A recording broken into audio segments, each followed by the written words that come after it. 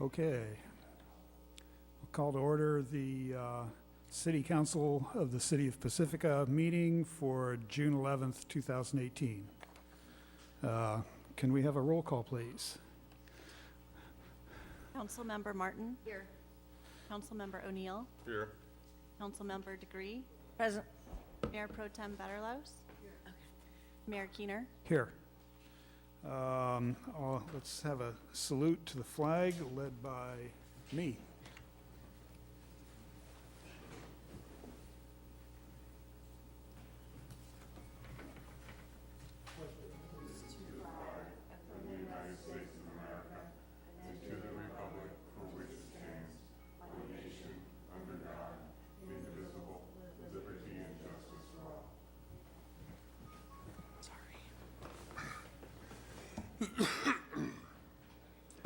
Do we have a closed session report? No reportable action? Okay, thank you. So first up, we have a proclamation, Amateur Radio Week, and do we have anybody out there to receive the proclamation?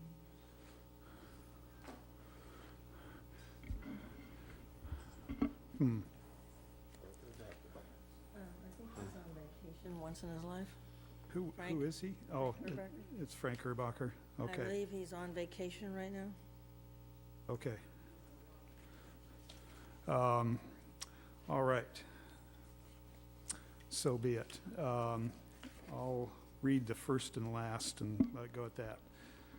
Whereas the Coastside Amateur Radio Club and its affiliated Amateur Radio Emergency Service and the Radio Amateur Civil Emergency Service have been and are prepared to provide emergency service, communication service to the residents of Pacifica. A bunch of other whereases. And now, therefore, I, John Keener, Mayor of the City of Pacifica, do hereby proclaim the week of June 18th through June 24th as Amateur Radio Week in the City of Pacifica in honor of the members of the Coastside Amateur Radio Club, done this 11th day of June 2018. I would like to make a comment. Okay. Sue Degree. The amateur radio is extremely important, especially because of our outlying geographical area and the mountainous area. So when I was working with, concerned about children with special needs, some who were in county classes in Pacifica schools, the only way that parents can be notified if there's a big earthquake or any other such thing, it would be through ham radio, and one of the main ways. And during the big earthquake of '89, some of the only ways that Californians could talk to each other or to their relatives outside of the state was through ham radio. So it's extremely, extremely, extremely valuable, and we have a wonderful contingency here. Okay, thank you, Sue. Next, we have the consent calendar, and so I'm going to pull number 9, the resolution, the sewer service charges resolution for further discussion. Are there any others that council wants pulled or has any questions about? I was just gonna press the button to make a motion. Sue, did you? No, Okay. So for 1 through 8? Yeah. Yep, great. I move that we approve the consent calendar items 1 through 8. Second. Okay. Need public input on that? There are no cards. Let me just check real quick. Yes, there are no cards, so let's go ahead and vote. Sue, can you? That's you. Yeah, I know. Please, I have to put my hand on your hip to vote. Okay, thank you. Hey, not friendly over there.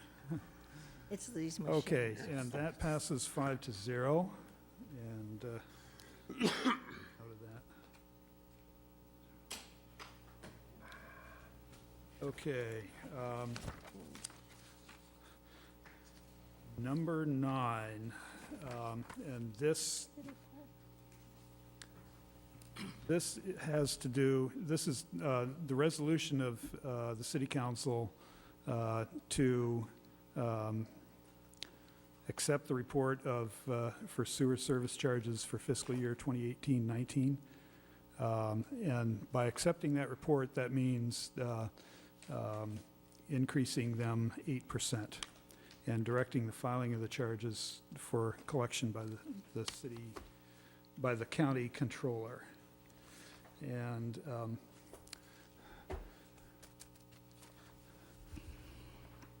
let me just get organized here.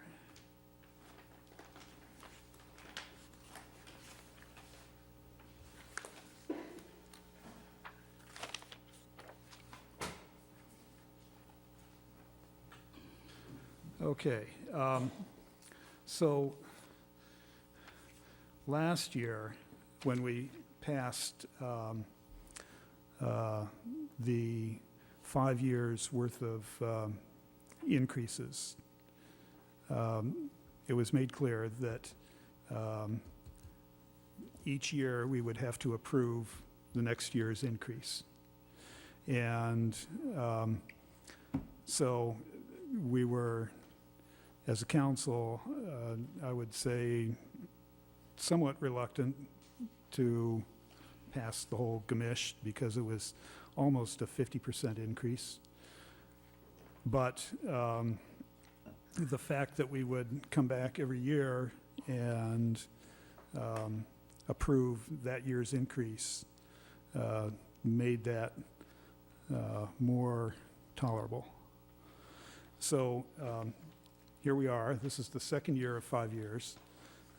It's an 8% increase. It's about $1 million, I think. And what I would like to do is have some justification for the public of why we need this increase. And first of all, the documents that you sent out this afternoon are great, and I hope you will sort of cite them in your comments. But also, so they are more or less comparative to other jurisdictions, and that's an important comparison to make. But also, I think we need sort of an absolute designation of what future costs are we hoping to meet with this increase. Okay. Mayor Keener, Yes. Assistant City Manager Lorenzo Hines. it's okay with you all. Okay. Okay.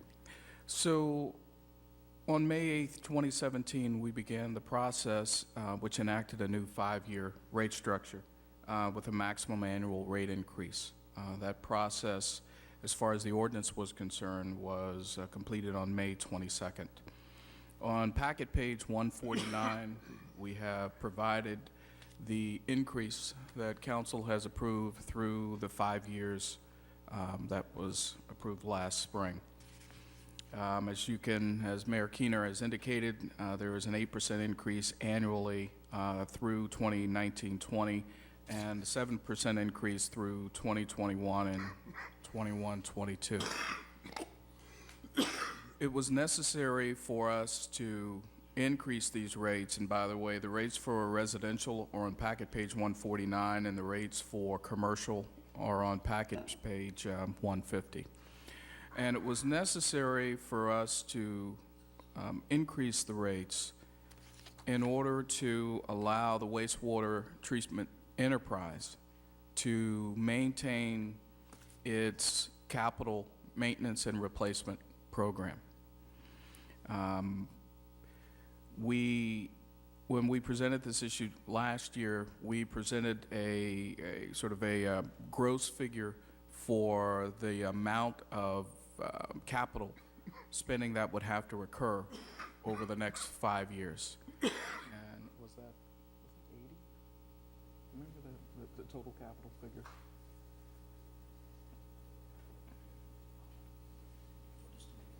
No, for all 5 years. Okay. So the total capital figure for the 5 years, and so the total figure that these increases are supporting is about $80 million in capital improvements and replacements.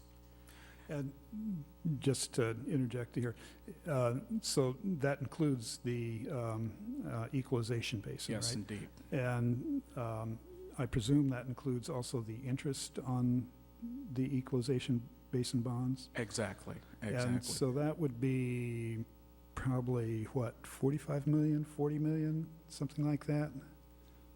I don't have the numbers in front of me. Yeah, okay, but yeah. So these increases were put in place in order to fund the capital replacement program for the wastewater treatment plant. As you know, we have a little over 100 miles, I think 100 miles of pipe going through the city. It's hard to visualize 100 miles of pipe going through the city of Pacifica because it's all underground. But that pipe makes up just part of the capital and collection and plant system that exists in our wastewater treatment plant. So on packet page 150, we've given you some examples of things that this increase will fund, and as I mentioned in the first bullet, expenditures for operations, maintenance, repair, and management of the city's wastewater enterprise. Creating a reserve for contingencies, which funds operations and maintenance. As we touched on earlier, Mayor, there's the wet weather equalization basin and construction of other capital projects for the wastewater treatment enterprise. And we are providing the appropriate debt coverage for the enterprise fund. So, yes. So the second one, creating a reserve for contingencies, have we started doing that yet? Not yet. I'll start that process when we close the books on 2017-18. Okay, okay. And the wastewater, the EQ basin bonds, aren't they interest only for the first 5 years or so? And then we start paying on the principal? I don't have the debt schedule in front of me. I do know that we tried to structure the repayment of those bonds in as competitive and as strategic as possible. The repayment of these bonds, thank you. So the repayment of these bonds are built into the capital maintenance schedule that are associated with the rates. So the rate increase, the capital spending, the repayment of the bonds, they're all tied in together. So our debt service for the equalization bond is interest-only payments for the first 1 to 3 years. Thank you, Director Ocampo. We've got a gradual ramp-up in years 4 and 5 in order to smooth the increase.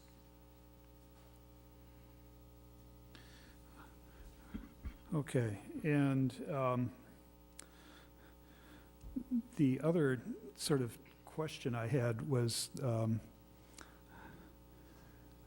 what are we looking at for the lifetime of the wastewater treatment plant itself? How long do we think And it'll last? How long do we think it'll last? Okay. And is this increase, or perhaps is there a fund that we would be developing for its eventual replacement?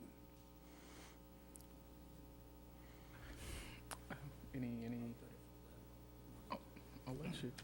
Good evening, Honorable Mayor, members of council. The response to that is 30 years or more. That's the 30 years from when it was first built, or? yeah, when it was first built. We actually did, if you would recall, we actually did a condition assessment on the facility itself. Yeah, Yeah.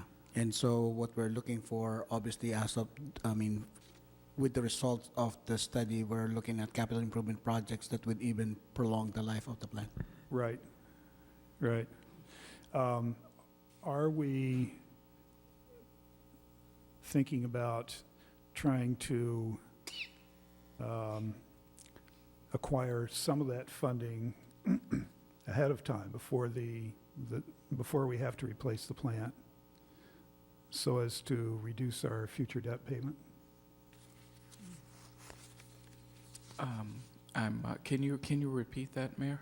I think what he's asking is, are we amortizing the life expectancy of the plant to replace it, like we have vehicle replacement thing?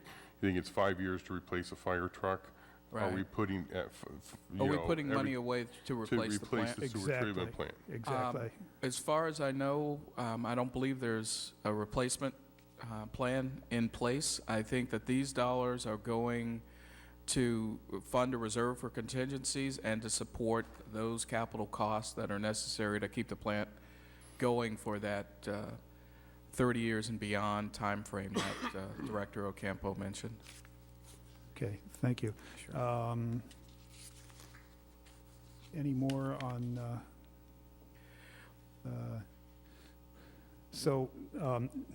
if not, I would suggest, if somebody wants to, Can I ask a clarifying question? yeah, sure. So I'm kind of, when does the 30 years up?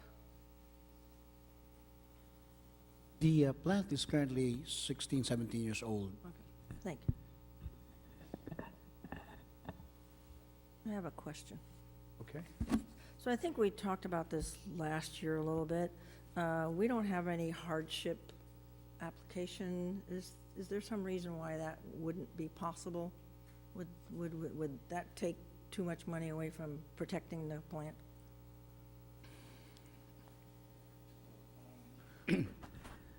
We did ask that question, council members, to the degree of our consultant, and the response that we got is that, low-income discounts cannot be funded by the rates, and so that's the reason why you have to, it's because the rates are based on water consumption, so there's no opportunity for us to do that. Other cities, they use not sewer rate money, but more of like other funds that they have, whether that's general fund, to provide that, but not the sewer rates. All right, thank you. Yeah, just to clarify, Prop 218 prohibits cities from providing senior or low-income discounts for the reasons that Mr. And that was the Ocampo reason stated. why. I forgot the 218. All right, thank you. So now could you sort of walk through briefly the comparative data between us and other What page is it? sewer districts? That was emailed to us this afternoon. Oh, it wasn't in here, okay. I've got a copy here if you want it. I thought it was in the packet, no. Oh, thank you. You have it? So, Mayor Keener, what we've done is we've asked our consultant, Bartle Wells and Associates, to review our rates, making sure that it's the, that we should be assessing the maximum of 8% increase. And so, Not sure, can everybody hear? Maybe it's Yeah. me, I can't hear so well. okay, I'm ready to speak. Okay. So anyway, part of that review includes comparing, first finding out what other cities are adopting as a rate increase. And we have the city of Belmont adopting a 9% increase for this coming fiscal year. Foster City, a 14.25% increase. The city of San Mateo, they adopted a 36% increase last year, but this year and the next 4 years after this, they'll have 14% increases. The town of Hillsborough, 10%. South San Francisco, 10%. San Bruno is 5%, but they're in the last year of their 3 rate increase, so a study is going to be conducted next year. They also floated a $25 million bond to supplement their needs. San Carlos is the same thing. They're going to do a sewer rate study for fiscal year 19-20, so they're at the tail end also of their previous rate increase. And then West Bay Sanitary District is 5%. So with these, what we did was we updated the comparables that we have with other cities, and it still shows that Pacifica is within the median, even with the increase that we're proposing. We're definitely below the average of 82.88, so. These rate increases that you've mentioned, are they, and San Mateo obviously goes on for 4 years. It continues to increase at 14%. Right, so, yeah. Are any of the others, part of a 4 or 5 year program like ours is? Yeah, majority of them are. Yeah, okay, thank you. Because that's how the rate study is done. It's not just one single year. It's over a span of a period of at least 5 years. Uh-huh.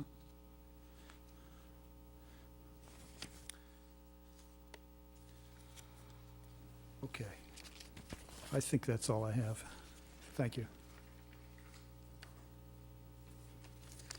Are you going to make a motion? Any other questions? Cards. Isn't there cards for this? No, there are no cards here. Okay, then I make a motion that we approve consent item number 9. I'll second. Okay, please vote. And that passes 5-0.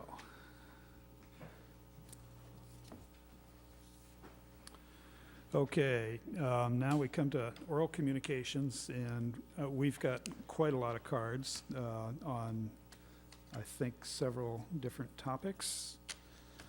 And so I'll call out a name, and then the name of somebody following that person, and then a third person following them. Karina Cardenas, Deborah, no last name, and Rasmus Green.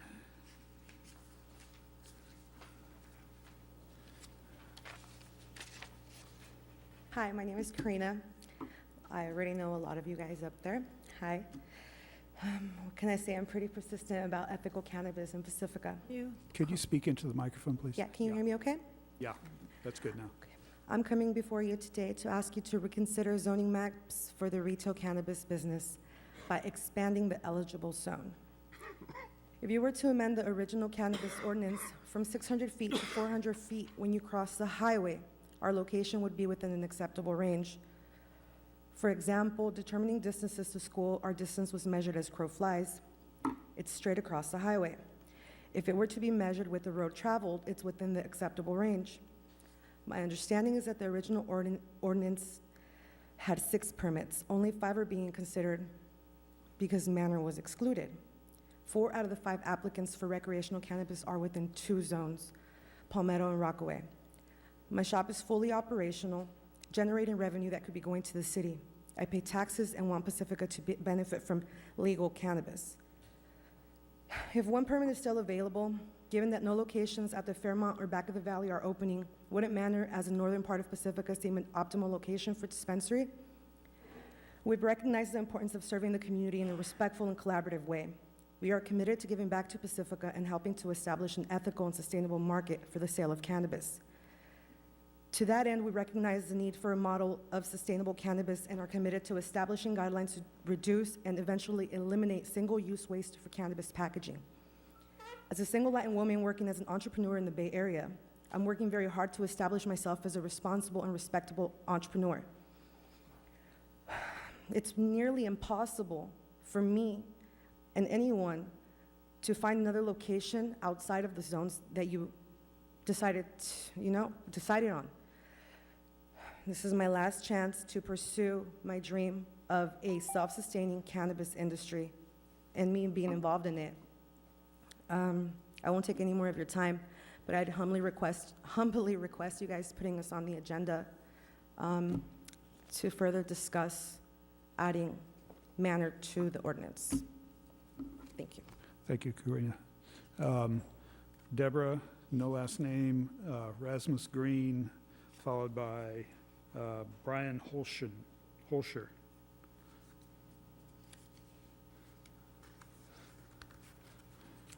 I must be Deborah, no last name, sorry. Meckler, by the way. I now understand what the problem is about with this West Manor Wellness, but I would suggest to you that they are a well-run business. They scrupulously adhere to the laws and regulations. It's a quiet place. I don't see any disturbances down there. And I would also point out,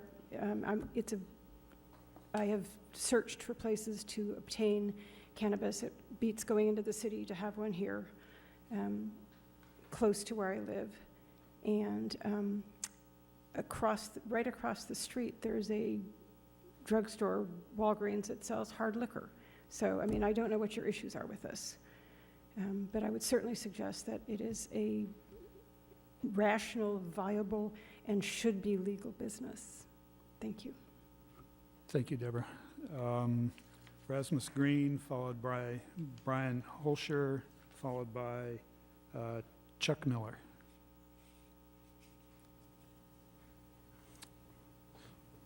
Hello, how are you doing?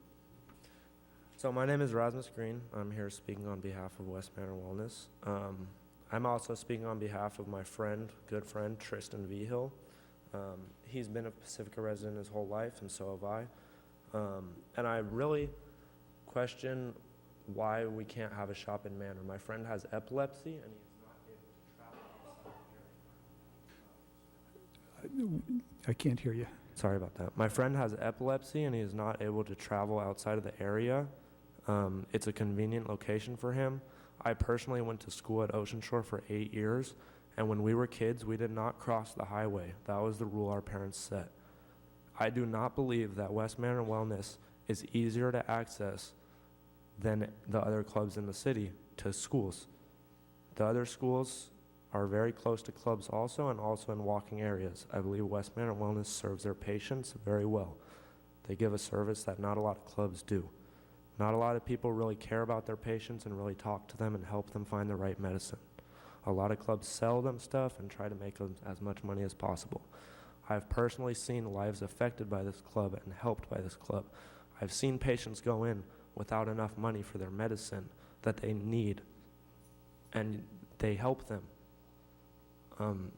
I know they operate very legitimately. They're a good place. They're good people, and we really just want to be heard. I believe that if we relook at the zoning a little bit, we would realize that it's measured from our back corner to the corner of the parking lot, not to our front door. If it was measured to the front door, it would be in the zone. So that's all I have to say. I just really hope that you guys consider this. Thank you, Rasmus. Brian Holscher, followed by Chuck Miller, followed by Tamar Couch. Hi, good evening, Council.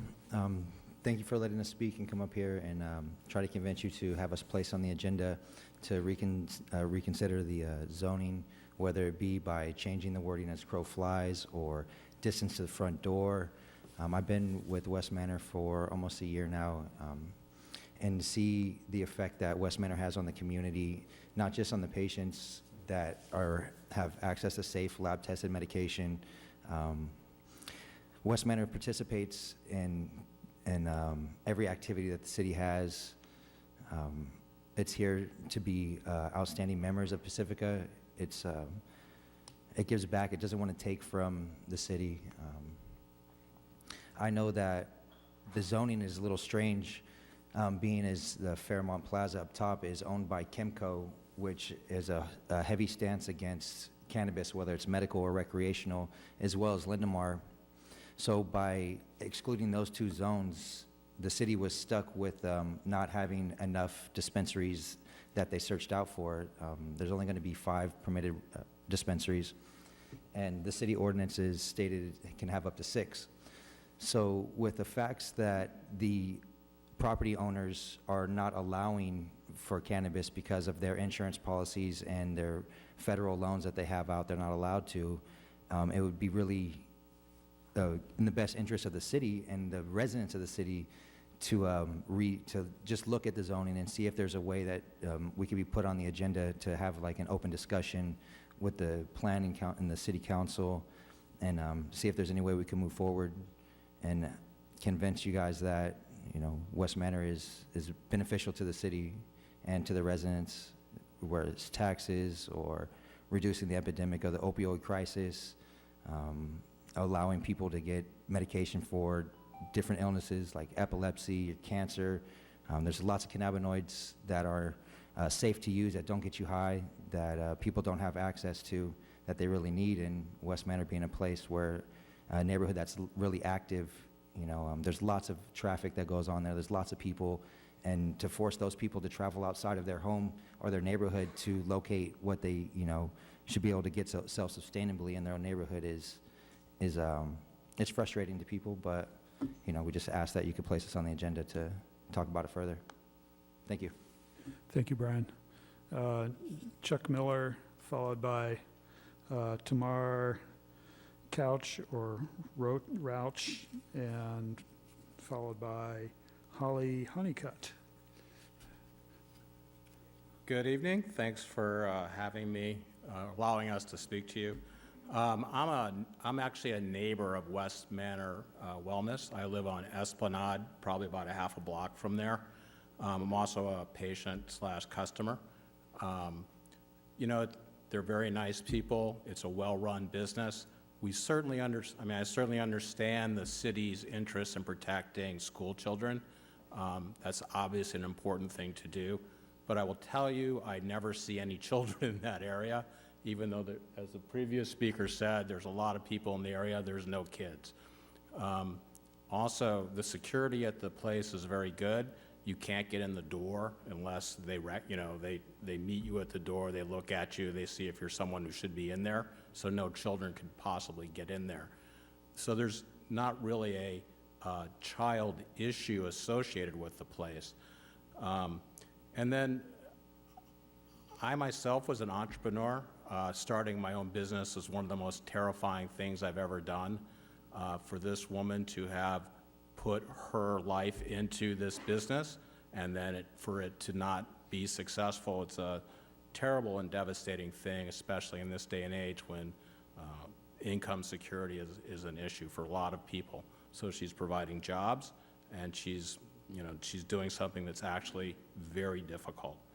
So given that there's really not an actual issue with child security, What I would urge the council is, I mean, if you don't want to change your maps, if you could somehow come up with a way of giving her a variance of some sort, I think that would be a really appropriate solution here.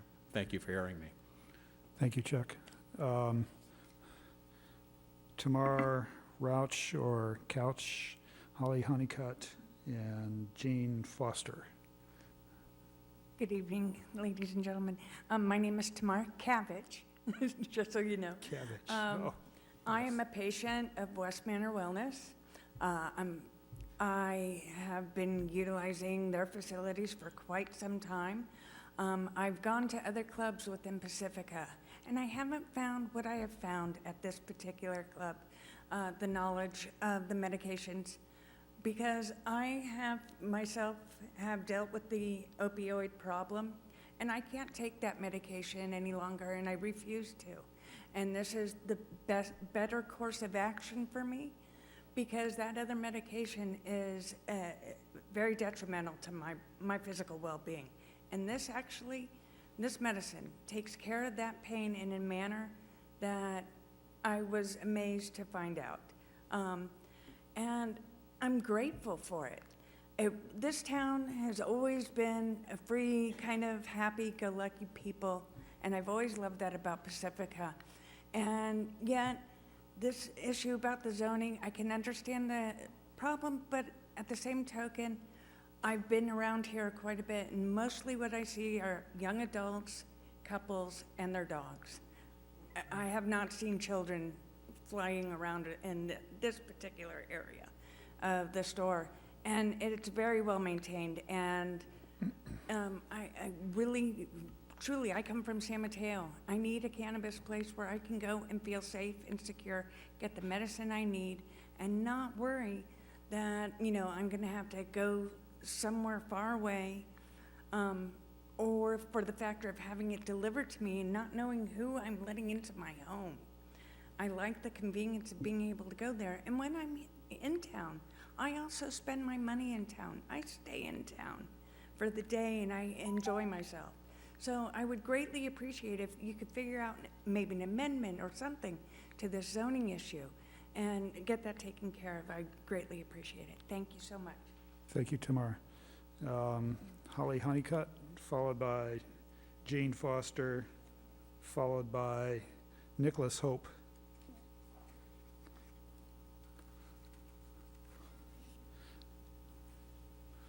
Good evening, everyone. My name's Holly, and I have pretty much the same thing to say, that West Manor Wellness is a valued member of our community, and I very much appreciate living in Daly City right on the border, not having to drive all the way to,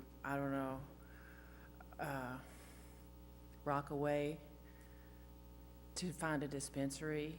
And just to let you know a little bit more about West Manor, they are, as you are hearing tonight, they are a bunch of caring people. And you go in there and you are cared for. They hear your problems. They want to try to help you with pain or whatever you have going on. It's not just a place where they sling dope at you. I mean, it's just not that kind of place. And I agree with Tamara that using certain kinds of marijuana can keep me personally, who I have a pain problem, and I would be, I'm sure, addicted to opioids if I would go that path, but I refuse to because I don't want to be addicted. So I do this instead, and it's a valuable asset to any community, and I'm glad that marijuana is legal in this state. And I would very much like you guys to reconsider a variance. I think would be a good idea, so that we could keep West Manor Wellness where it is. Thank you. Thank you, Holly. Jane Foster, followed by Nicholas Hope, followed by Carolyn Giramillo. Hi there. Thanks for letting me talk to you today. I'm from another city that's near the airport, and I drive all the way to Pacifica to get my medicine because I have an incurable disease that I was on 6 different kinds of medicines. Now I'm down to 2 medicines because of this high CBD quality that I get from West Manor. They're very helpful, very courteous, very secure. They ask me for 2 IDs every time I go in there. I've never seen kids around there. I've gone downtown San Francisco. I've gone down the peninsula. They scare me, frankly, those places that you shop. This place is very welcoming, very secure, very professional. They even gave me a hug one time when I came in there kind of tearful because I was in so much pain. Their products really help me to sleep at night and get me through this incurable disease. And I'd hope that you can reconsider the zoning for them to stay open where they are. I've never seen kids around there ever, and I do shop in Pacifica a lot because of them. I didn't even know where this place was when I came here. And I've found a lot of different restaurants and a lot of different places to go and have fun here in Pacifica because of them. Thank you for your time. Thank you, Jane. Nicholas Hope, Carolyn Jermillo, and Delia McGrath.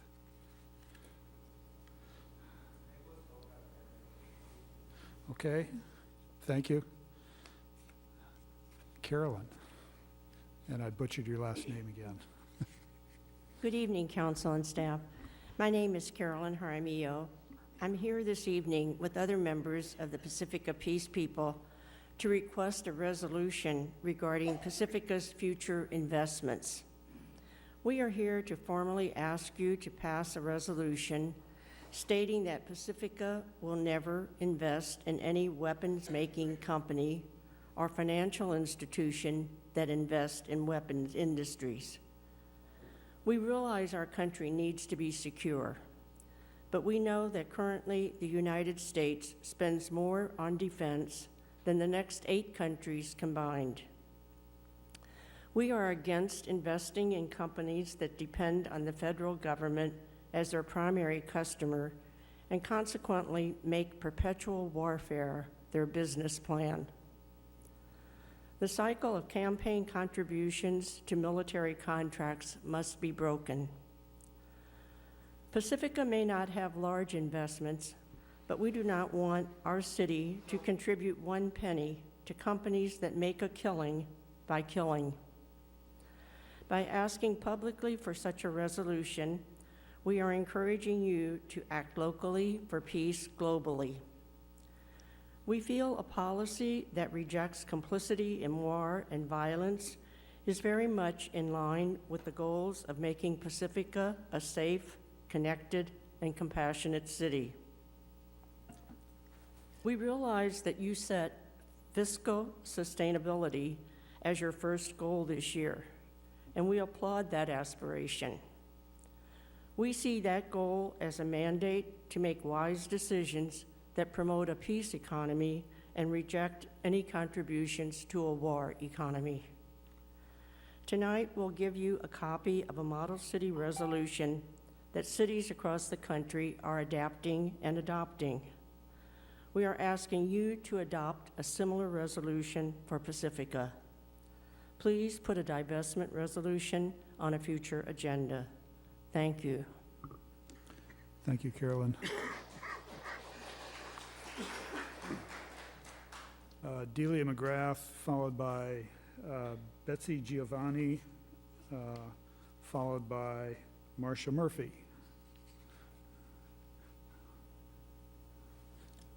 Good evening, Mayor Keener, council, staff, and members of the audience. My name is Delia McGrath, 40 years a Pacifica resident. This evening, I join community leaders in asking that you pass a resolution committing any future financial investments to a peace economy. This may sound like a complicated, abstract system, but really, a peace economy is just made up of relationships to each other, to the land, and to our resources. Sadly, many of our relationships in this present time are rooted in destruction. To end this violence and create the beautiful world we so long to live in, we must radically reimagine and transform our relationships to be characterized by love, care, compassion, and sacredness, by qualities that nourish our hearts and enrich our humanity. We thus transform the present war economy into a peace economy. This means we turn all future investments and resources into creating jobs, rebuilding our communities, and ensuring basic human services for all. A peace economy means setting as our priorities education, environmental protection, food assistance, housing, and health care. There are thousands of industries and businesses we can invest in to support the peace economy. Ours is a growing movement of conscientious citizens making new requests on local government to take leadership around issues like its financial investments. In Pacifica, we are requesting you to divest from weapons manufacturing industries and invest in the peace economy. Do you realize that one flight hour of the B-2A Spirit stealth bomber costs $169,313? One flight hour. We assert that we will end war by ending the funding of war. It's straightforward. Growing local peace economies is a revolution of values. It might just be the most exciting revolution of our lives. We urge you to take the necessary action to initiate the growth of a peace economy right away here in Pacifica. Thank you. Thank you, Delia. Bessie Giovanni, not sure I got the name right, Marcia Murphy, and Suzanne Moore. Good evening. My name is Betsy Giovannoni. I'm a 40-year resident here and here with the Pacifica Peace People. The average American taxpayer works 27 days a year for the Pentagon and pays 24 cents of each of their income tax dollars on military spending at a time when 43 million Americans live in poverty and qualify as low income. We want to see a shift from militarism to human needs. In keeping with the City of Pacifica's goal of maintaining fiscal sustainability, we ask that when considering investments now and in the future, you choose to invest in companies which do not manufacture weapons. We ask that you pass a resolution which would place this topic on your agenda. I thank you for your time and your service to our community. Thank you, Bessie. Masha Murphy, followed by Suzanne Moore, followed by Tiger Jazz Big Stick. That's Marcia Murphy. Marcia Murphy, I'm sorry. It's okay, you're not the first. City council members and mayor, I am a longtime Pacifica resident also and a member of the Pacifica Peace People. I am encouraging you to support the peace economy resolution put before you or revising it as you see fit. I'm weary of a government that uses my tax dollars for the war economy that this country runs on. If more cities, counties, states, school districts, and businesses insisted that our investment dollars head in the direction of peace instead of war, we would live in a different world. There'd be enough money for schools, roads, healthcare, daycare, emergency services. So again, I encourage you to support the peace economy any way you can. Thanks so much. Thank you, Marcia. Tiger Jazz Big Stick, followed by, It's the other way around. Suzanne Moore, sorry. That's okay. Followed by Tiger Jazz Big Stick, followed by Tamara C. Good evening. My name is Suzanne Moore, Pacifica resident. I suspect many people feel the same as I, that contributing to world peace is beyond my individual capability. Yet the Pacifica Peace People remind us all of a very real way we can make a difference. Divest from investments in companies who make military weaponry. Reducing financial support to those who profit from weapons of destruction is a meaningful way to communicate our community's priorities. I want to encourage that Pacifica meet this challenge and that our City Council draft a resolution to financially divest from these manufacturers. I stand with the Pacifica Peace People on this recommendation. Thank you. Thank you, Suzanne. Tiger Jazz Big Stick, followed by Tamara C., followed by Danielle Calderon and Jamie Monson. Good evening, Honorable Mayor and Council and staff. I am Tiger Jazz Twirl's Big Stick of Pacifica. I did not come here tonight to talk about divesting from weapons of war, but hearing it, it's a good idea. I would be very proud of my community if I knew fully that we were not investing in creating war in other places. And I would take it a step further in saying that we should also probably divest from some of the causes of war, generally stemming from greed. Specifically, the oil industry immediately springs to mind. So if we're looking into divesting, not just weapons, but also, say, the oil industry. I also did not put in a card to talk about the West Manor Wellness Center, but after hearing that many people extolling its virtues, I was moved to say something. First of all, I'm in agreement with all of them. Second of all, I didn't even realize that only 5 permits out of 6 were being given right now, in which case, to me, just from a fiscal standpoint, that looks like an opportunity for losing money we otherwise could be utilizing for our city, potholes and whatever else. It's a medicinal establishment, apparently. We have Walgreens right there. If they're selling alcohol at a Walgreens, I don't understand why a medicinal marijuana center would be excluded. And the spirit of the law in this point, I would think, would suggest that perhaps a variance or an exemption would be a likely way to allow them to maintain their business, which is already established and therefore already likely to generate revenue for our town. If there were some sort of issue with police calls, I would understand, but my hunch is Walgreens at this point in time probably would be causing more of an issue there. Not that they're causing an issue. What I did come to speak on was that I just publicly wanted to say happy birthday to Kathy O'Connell. It is my understanding she is not here tonight because she is celebrating her birthday with her family. And despite her not being here, I publicly wanted to say thank you to Kathy and happy birthday to her because my understanding is she does a ridiculous amount of work in her job capacity. And I'm sure city manager was only too happy to grant her a night off to fully enjoy herself given how much she does for us all. And thank you very much and happy birthday, Kathy. Thank you, Tiger.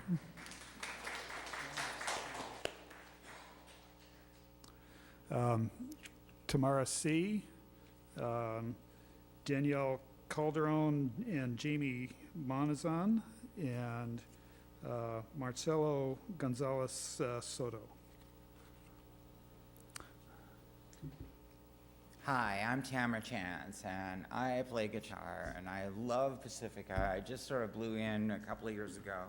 I really love it. Got a good gig at Winters on Wednesday, on and on. I want to say, as a personal friend of Dennis Perrone that got medical marijuana on the ballot in the first place back in the 90s, and also as a friend of Brownie Mary, who would distribute brownies in San Francisco General to AIDS patients. I want to say, as a person that is old enough to know these people, God rest them, I know exactly that they would approve of this facility, and I know everything they say. These things are really good, and I know good people. I love Pacific Manor, and on that particular score, I want to say I wish the city council would get after them a little bit, spice it up, because you know, it's looking a little run down, and whoever owns that building ought to like get out there with a high pressure washer and spiff it up a little bit. And there's no reason that there can't be arts and crafts fairs under that awning. under all the different awnings. And also, by the way, just to correct a little thing, it isn't Walgreens that's selling alcohol, okay? It's Safeway. I know because I buy alcohol at Safeway and the liquor store next to the surf lounge, okay? So there, right? Also, the peace, divestment, all that, investment, what a wonderful idea. That's amazing. It's just knocked me out. And I'm sure that these ladies and gentlemen have not, I'm sure they've thought this out. So I'm sure they have many ideas for divestment and investment. I came to talk about trash and plastic and what is happening, what is the Pacifica doing, what it might do. For example, as you go from Palmyra to Pacific Manor, and in my case, I've got my guitar and I'm gonna go busk in front of the store, try to make some money, see me at Winters on Wednesday. The trash, it's very depressing, and it's such a beautiful part of the country. And I wonder what you're doing. I know that you just put a green bicycle lane and all of that, but how about some signs in the paint in the asphalt, something along those RV parks, and also bigger trash cans. There's more people now than 10 years ago or whatever. They need bigger trash cans, more pickups. It's really sad to see all the plastic. Okay, thank you, Tamara. Danielle Calderon and Jamie Monazon, followed by Marcelo Gonzalez Soto, followed by Anita Reese. Hi, good evening, Mayor Keener, City Council, and staff. I'm Jamie Monazon, CEO of the Pacifica Chamber of Commerce. Before I begin with the main reason I'm here tonight, I also would like to make a plug for West Manor Wellness. They are champions of the Chamber. They're very strong supporters of this community, and events like the holiday tree lighting last year wouldn't have happened without their support. So I just want to make sure that you're all aware of how much they really do give to the community, and they're always there for the Chamber and the community. So the reason I'm here is I'm certain that you're all aware of the recent news report that Heal the Bay put out about Lindemar. If not, I have copies here of some of the reports. And I'm sure that you're doing everything you can to clean up the beach in Lindemar. The reason that I'm bringing this up is because the Pacifica Beach Hotel has noticed a decline between 70 and 80% of their room sales. They think it may be in part because of this report that's been put out. So year to date, last year, they were at full capacity, and at this point, they have, how many rooms? 10 out of 53 rooms sold, where the other hotels in the area are booked. So there's a concern there, and it would seem as though maybe this information that was put out has affected their business in some way. Maybe it's not the case. We're going to talk about all kinds of ways that we can help get them more business. And I do notice that the Beach Coalition has a cleanup date on June 16th, so thank you very much for that. The concern is that there's the bacteria in the water, and that's what's making the news. And what I would like to know is if we could have an agenda item to follow up, find out maybe something to the businesses, to the city, of what's been done from this point forward, or what is being done to clean up the bacteria in the water in Lindemar. Thank you. Thank you, Jamie and Danielle.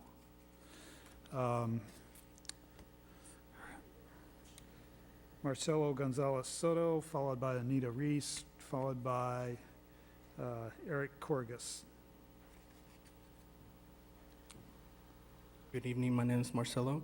I'm speaking on behalf of West Manor Wellness. I'm a patient there, and I just have to say that it's really the perfect store to go to. I come from the East Bay, Oakland. I lived out there. All the clubs around there are really, you don't want to go anywhere near them. When I moved out to Daly City, there really wasn't anywhere for me to get, my medication. So I ended up just driving out here and just saw this place. Very friendly. The first day I went there, they took care of me. And I think shutting them down would hurt more people than it would benefit if they would just stay where they are. All these people, all these patients, they would lose a perfect, friendly place to go and get their needs. Thank you. Thank you, Marcelo. Anita Reese, followed by Eric Corgus. Hello, Anita Reese with the Pacifica Resource Center. So I just want to give you some quick updates. We are currently enrolling folks in our summer programs. So for youth, summer programs, we have a couple different referrals that we can give. And we also have a limited number of youth summer bus passes. They're actually, I think, good until August. So if anybody you know might need some additional support over the summer for their youth, please send them our way. Also in line, as kids are just going into summer school, we're already thinking about back to school. So we currently have 40 folks registered, or 40 students registered to date, and we have about 100 spots left. The deadline is July 16th to enroll, although we'll be flexible and we won't turn anybody away. Distribution will be on August 4th at the American Legion Hall. It'll be done by appointment. That is a Saturday to make it easy for folks to come and pick up before school starts. And then we will have a list of items that we need for our back to school program posted on our website soon, and also kind of a link to a wish list on Amazon to make it easy for anybody who wants to help us collect school supplies. If anybody needs help, again, please come to the Resource Center. And if anybody wants to help collect school supplies, definitely check our website for updates or give us a call. We're also right now enrolling for our Family Harvest and Produce Mobile programs. It's an enrollment that happens once every 2 years, but it's on a rolling basis. These are monthly distributions. Family Harvest is once a month. It's 100 pounds of perishable, non-perishable food and produce to families with children under the age of 26 at no cost to the families. Produce Mobile actually happened today. It is like a farmer's market with 6 to 10 different types of fruits and vegetables, also at no cost to families or households. I also wanted to mention that we are continuing to do outreach to our homeless and vehicularly housed Pacificans, in addition to showers at our office, connection to shelter, food and other supports. We can help cover the cost of dumping for RVs, and possibly with initial costs of getting into an RV park if folks are interested in staying in their RVs but parking someplace legal. And lastly, we have a reception this Wednesday, June 13th, to install new plaques on our mural. We'll have light refreshments for anyone interested in attending, and if anybody's interested in getting a plaque on our wall, please give us a call at PRC or come to the event on Wednesday. Our number is 650-738-7470. Thanks. Thank you, Anita. And the last card I have for oral communications is Eric Corgus.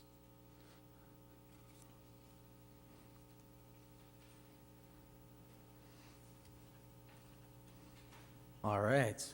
So I'm a baseball coach, coach soccer as well at Oceana, right across the street. But I'm here about the beach. I'm just concerned about the kids.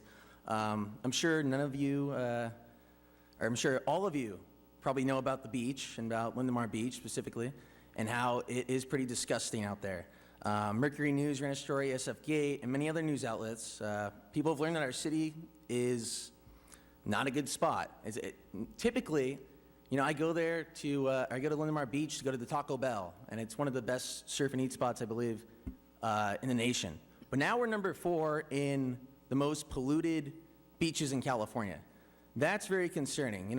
My dog swims in there, I swim in there, many other people surf, and maybe some of you guys do too. I don't know. But initially I was going to blame this on San Pedro Creek. But with the creeks on the list I saw, not all of them had really bad ratings. A lot of them had really good ratings. So I was kind of surprised by that. But my solution first, not necessarily a solution for that, but I'm wondering about the parking in Limar Beach, because why are we paying to go into contaminated water? It doesn't make any sense to me. We're going to go pay to get, let me read the list here. Let's see. Risk of getting illnesses such as ear infections, stomach flu, upper respiratory infections, sorry guys, and rashes. There's some life-threatening diseases too. You guys should all go Google it. It's pretty interesting. If you swam there recently, if you touched your toes in your water, if your kids have played there, you know, there's some dangerous things possibly in the water. So with all that money from the parking, this is my actual question. Where does that money go? And why has the creek not been repaired? Why are we having these leaks? I can withdraw now. Thanks, guys. Thank Okay, you. thank you, Eric. And that's it for oral communications. Thank you, everybody. Next, we have council communications.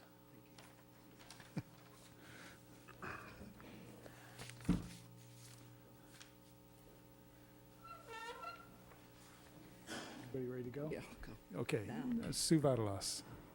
I attended the sea level rise meeting, and I was shocked to see managed retreat on every item on the adaptation.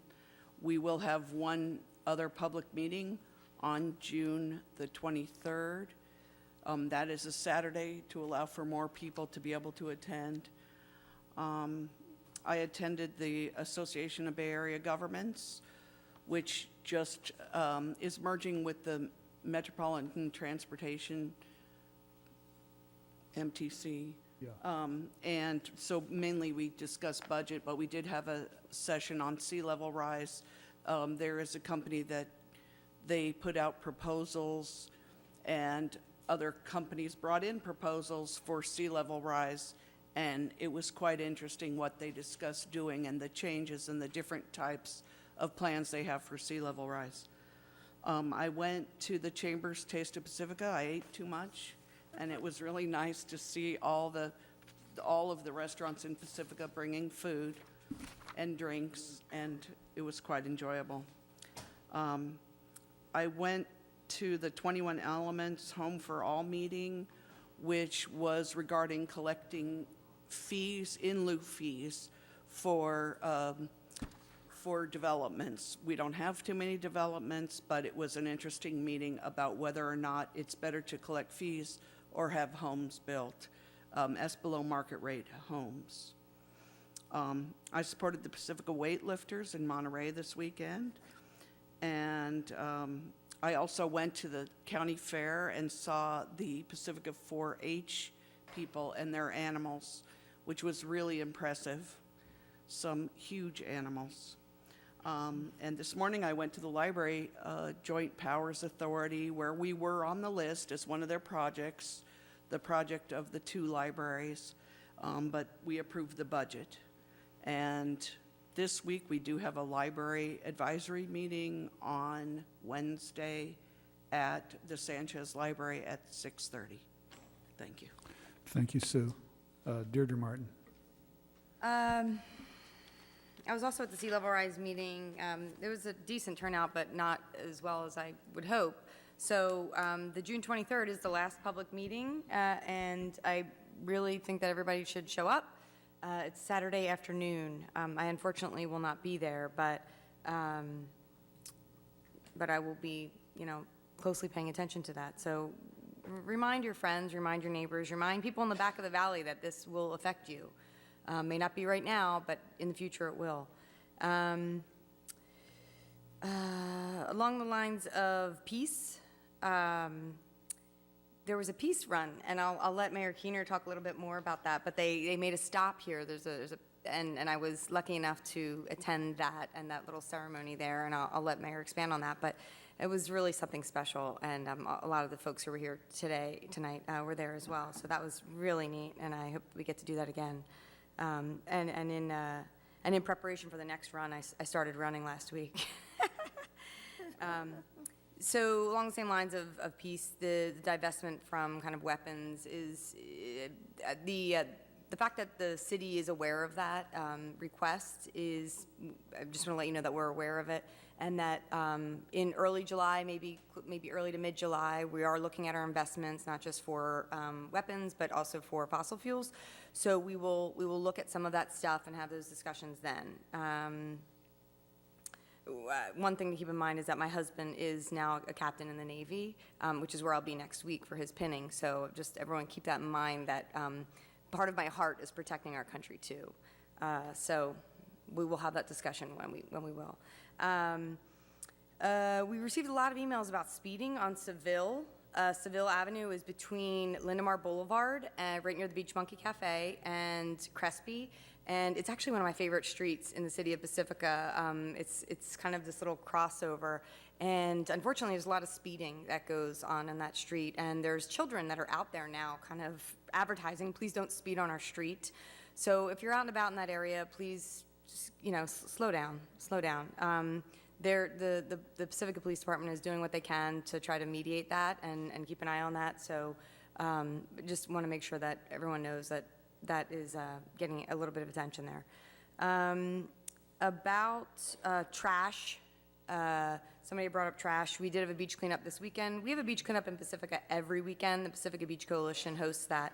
This weekend, we had about 20 volunteers come over from the East Bay, as far as Concord, and with their group from ADT, and they picked up 75 pounds of trash on our beach right out front here.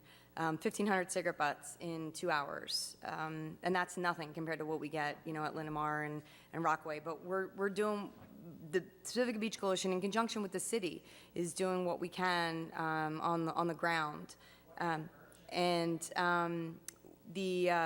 terms of the creek runoff, we're aware of that. I think a lot of that runoff was detected as coming from avian bacteria, so that would have been avian feces, bird feces.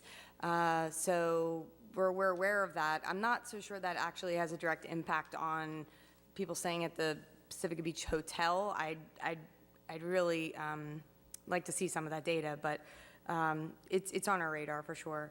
And the other thing is about the West Matter Wellness, and I just want everyone to understand that we have a regulatory process in place. As a matter of fact, West Matter Wellness, I specifically, before they even opened up, asked the owner to not open up shop here in Pacifica because we were working on getting policies in place. Wait till you can do it legally.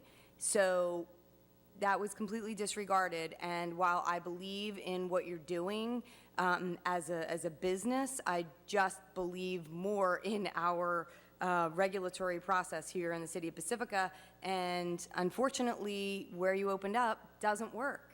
So I wish you well, and I hope things do work out for you, because I do believe in what you're doing. But please, let's just, for the sake of all the other people who played by the rules, we're trying to make sure that we're doing right for the businesses that are following the rules. So please be respectful of that, and be respectful of our city's process and our city's ordinance. Thanks. Thank you, Deirdre. Sue DeGree. Yes, it's been very busy. So I was also at the ABAG and MTC, which are very valuable meetings. Then I went to a water meeting, so I didn't get to hear the sea level rise. I went to a water convention. Fresh water is crucial to all of us, and the feeling amongst the experts is that people don't really realize the seriousness of our freshwater issues. We also have a memorial in town, so Memorial Day was here in Pacifica, and that's always a wonderful event. If for Memorial Day, that's local, and it's quick, and it's very, very touching because it's very local. The Economic Development Committee meets on the second Tuesday at the police station, so that would be tomorrow. That's always very worthwhile to go to if you're concerned about what type of economic development we're thinking of, and you have your fellow citizens sitting there, so it's always well worth attending. I would actually like to see more of the public there. On the third Wednesdays of the month is the Open Space and National Park meetings, which also is a very fascinating committee. So it's really gratifying to see more and more public folks attend to these. I was one of the honorees, along with Clorinda Campagna and Cindy Abbott, so they're with the Pacifica Historical Society and the Sanchez Art Center, and Roy with the surfing, and Assemblyman Speaker Pro Tem Kevin Mullins, and a couple from Half Moon Bay. So it was very gratifying that our public TV, which needs money in order to be able to have public meetings like this available to our residents, that they, in their fundraiser, use spotlighting people in the community as one of their venues. And so they do that every year, and they're worth $5, $10, whatever you can afford, because that's your free, unbiased media, and those can be phased out. So they need the public input. There is a Creek Coalition that works very hard, and you realize that Councilwoman Martin did say that part of the pollution is birds, and how do you control birds? I don't know. So, but maybe there are. So the Creek Coalition, however, is working really, really hard to figure out how to take care of the creek itself. So those of us that use the beach need to also be very careful about what we do on the beach. I thought I had one other one here. Did I mention the airport? So San Francisco SFO Roundtable has been wrestling with noise. We're not making headway that's remarkable, and we're still optimistic about possibilities, but it's been 2 years already. So if you feel frustrated, it is frustrating, but we haven't given up yet. And more on that with the outreach among various cities that will have the same issues. So more of that is coming with Councilmember O'Neill and myself and other cities. So as far as I know, Brisbane is interested. Haven't heard yet from a few of the others. We did, in case you didn't know, our city attorney, council did direct our city attorney to outreach to some cities to see if at this moment there was reason for lawsuits or ability for lawsuits. And I believe you spoke with Daly City, Brisbane, Half Moon Bay, and Palo Alto. And at this particular time, that route is not the best way to go. So I think that's it. Thank you, Sue.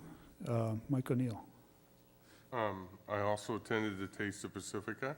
I was unable, due to a family obligation, to attend the evening meeting for sea level rise, so I went to the tech meeting in the afternoon, which was quite a bit different than the evening meetings in that it was a lot more technical. That's why it's called a tech meeting. And it had more different organizations, et cetera. So I just found that kind of interesting. I also was honored through the courtesy of Lewis back there to go on a tour of the sewer treatment plant with the Boy Scouts ages 10 to 16, which was always interesting to see 10-year-old boys in a sewer plant. So that was actually kind of fun to get the real technical. The mind boggles. I know. It really was. There was parts that were the highlight for those boys, I got to admit, And it actually was interesting. I mean, I'd been through it years and years ago, but it was interesting to kind of get a refresher course, so to speak, and, get the new smell of things. But it was... It was really quite interesting and actually kind of fun. I would actually encourage the other council members to check it out, because God knows we're always talking about it and voting on it and everything else. And I also wanted to kind of reiterate what Councilwoman Martin said. The last study I saw for the contamination in Pedro Valley Creek was more wildlife, animals. It wasn't a lot of human interaction or issues. So again, that's something I don't know how we can fix or whatever. But that's the last data I saw, and that was a couple years ago or 3 years ago. All right, and that's it. Thank you, Mike. Sue Vitalos. I just wanted to add one more thing, that we got a lot of questions about straws, and I know Deirdre worked on it, and I talked to the Larry Passmore of the Fog Fest, and he said the only straw provider was Jamba Juice, and they have agreed to do paper straws, so there will be no plastic straws at the Fog Fest at all. Or bags. So, All right. Or bags. okay, or bags. Great. Okay, let's see. So first of all, I attended a sea level rise meeting, sort of a technical meeting put on by the county, mostly the people from Public Works and engineers and so on like that. And so there were only a few council members there. And it was interesting. The county is in this position where they're trying to sort out adaptation mechanisms, just like we are. Only, we're only doing this on a planning basis. They're sort of trying to coordinate all of the cities, and so it appears that they will have maybe a parallel organization to the one that is envisioned by the county supervisors for the water issues globally, including sea level rise. But it's at the very early stages, as is the other one from the supervisors, so stay tuned. But there's good reason to stay tuned, especially for the supervisors, of course, because that is one of our potential sources of funding. The idea is that the county as a whole, that is the county and all of the cities that make it up, will be more competitive for federal grants than just Pacifica or, Daly City or what have you. I attended the Adaptation Planning Sea Level Rise meeting in Pacifica, both of them, the technical work group and the community work group.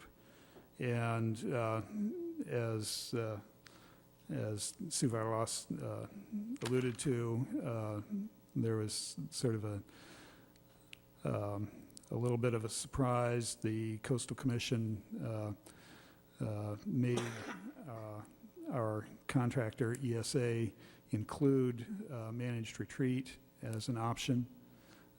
So they did, and they made it clear that it was at the direction of the Coastal Commission. And I think the Coastal Commission is in part just trying to be complete about things. But at any rate, it is what it is. I just cannot see who is going to pay for it or how it's going to be done or anything like that. But that's yet to come. The Peace Run. So I was contacted by this organization that puts on this Peace Run. They've been doing it for years, and they run all over the world. And, this particular Peace Run was around the United States. They started in New York, and they're running all the way to the West Coast, obviously, and up to Vancouver and so on. and it was at the Boys and Girls Club at IBL, out behind IBL school.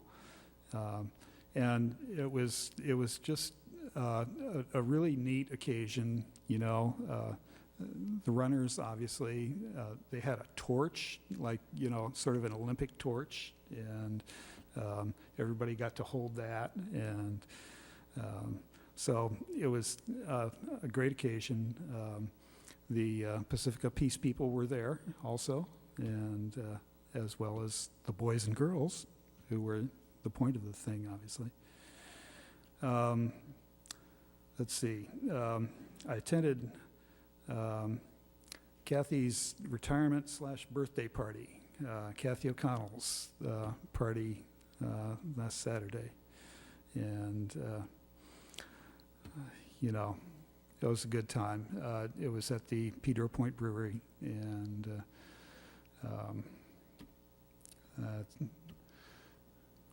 well, you're not gone yet, are you?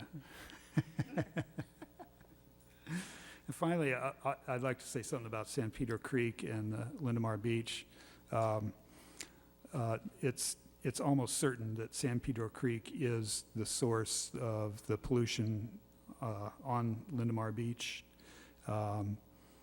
The old studies that identified an avian source of, you know, by, you know, some kind of DNA matching, identified an avian source of all that bacteria. That is probably wrong. It's probably human waste, pet waste, horse waste, like that. And right now, we're under an order to at least monitor it, monitor what's called the TMDL, the total daily, something load, microbial, pardon? Maximum, yeah, I should know that. And we are, there's RCD, the Resource Conservation District, is under contract to the city and the county to do that, and they've completed their first year's study, and they have a report out, and so on. And so I would not offer any solutions at the moment. They're going to be difficult, but certainly one solution is something that the city is working on now, and that is repairing the sewer mains and the sewer laterals in Lindemar, in the Lindemar area and Pedro Point. And that will, once, you know, they're going section by section, the wastewater collection folks, and once they repair a section, it no longer leaks, obviously, and but what the leakage did was it would leak into the soil, and conversely, when it rained, the rainwater would leach into the sewers, the sanitary sewers. So you'd get it both ways. And you know, during the dry times, when it leaches into the soil, eventually some of that finds its way into the creek. During the heavy rains, you know, we've had plenty of overflows that end up in the storm sewers, and also possibly in the creek, but possibly pumped to our treatment plant. So at any rate, it's a very complex problem, but for sure the notion that we have the fourth most contaminated beach in California is really sad, and the fact that it is such a popular beach for especially surfers who are out in the water is, even more sad. And the Creek Coalition and the city are doing all they can to correct that. It'll take time, and so that's all I can say about that. And that's it for me. Now, go on to staff communications. Kevin? Thank you, Mayor Keener. Kevin Woodhouse, City Manager. I have two brief announcements, and then I want to introduce Public Works Director Ocampo to introduce one of our new employees. The first announcement that I have is, as the council is aware, disaster preparedness is one of the executive priorities for this upcoming fiscal year, and we're getting a head start on that with a wildfire preparedness informational event that the North County Fire Authority is collaborating with the police department and others to put on. That's going to be on Saturday, June 30th, 10 a.m. to 1 p.m. at Fire Station 72 at 1100 Lindermar Boulevard. And North County Fire Authority is involved, the police department, Pacifica CERT, Hands Only CPR, San Mateo County Fire Safe Council, the California Department of Insurance, and the San Mateo County Office of Emergency Services. So it's really going to be an informational fair where residents can come and learn about preparedness strategies and receive information. And the Fire Authority has a packet called Ready, Set, Go that's available to help people prepare for quick evacuations, et cetera. So I wanted to announce that event. The other news I wanted to provide... What time is that at? What time? What time? Yeah. 10 a.m. to 1 p.m. 1 p.m. Station 72 on Lindermar Boulevard on the 30th of June, Saturday. The other is that we recently received good news, and that is the confirmation about our eligibility for FEMA reimbursement for the 400 block Esplanade Rock Revetment Emergency Protective Measure project. And this work is going to begin this week, which entails installing over 9,000 tons of rock revetment to preserve the bluff supporting Esplanade Avenue. And that's a $1.9 million project. Of that amount, $1.75 million will be coming from federal and state grants. So that's good news to begin that project. And those are my only two brief announcements. And with that, I want to turn it over to Director Ocampo. Good evening, Honorable Mayor, members of the council.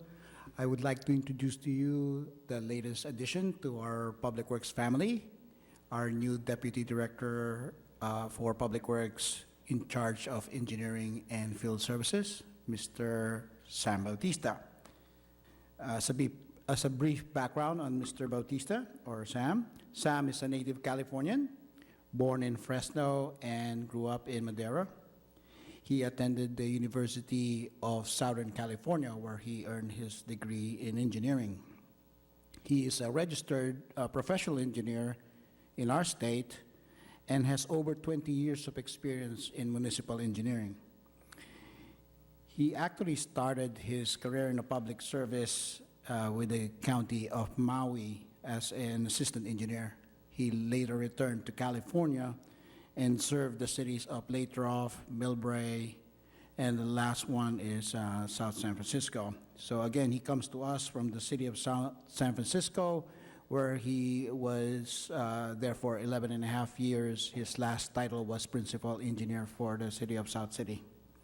While at South City, he worked on a number of capital improvements and current development projects. Most notably are the Genentech and the Oyster Point development. He is also a resident of Daly City and has served as a planning commissioner briefly for the city of Daly City.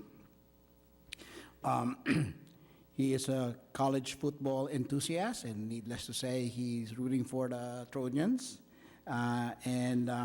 He also loves to travel and has traveled to 55 countries. That's 54 more than what I have traveled to.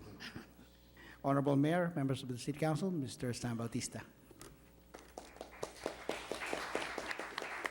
Thank you, Graham, for the introduction. Good evening, Mayor Pro Tem, City Council members. I'm Sam Bautista, your new Deputy Director of Public Works. This is a great opportunity to come here and work for Pacifica, and I look forward to working with you, the residents, the businesses, everyone. So I'm very enthusiastic of getting this position, and I'm here to help you out. So please come down to 151 Milagro Drive and come and visit, and and we'll work things out. Thank you. Thank you. And welcome. And thank you, Kevin. Okay. Next, we have 2 public hearings. You want a break? Okay. 5 minutes? Okay. We're going to take a break of 5 minutes before we start the public hearings. Bathroom break.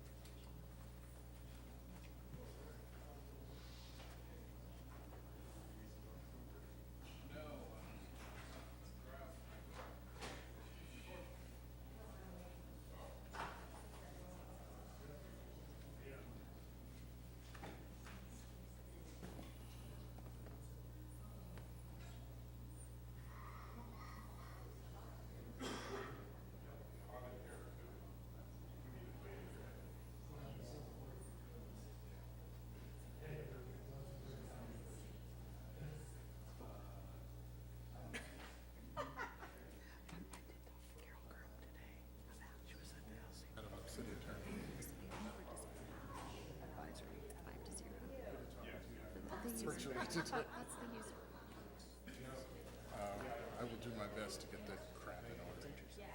She said she'd come and tell me about it. Yeah, that would be great. So I'm gonna. See it? At the end of your presentation, Yeah. did he talk to you about that? Okay, so are you going to talk? He's gonna talk about that Yeah, and just- the matter.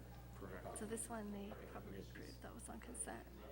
Yeah, and like Ben said, we had a meeting with a few residents. Oh, yeah, that's right, you mentioned that. Yeah. All right, thank you.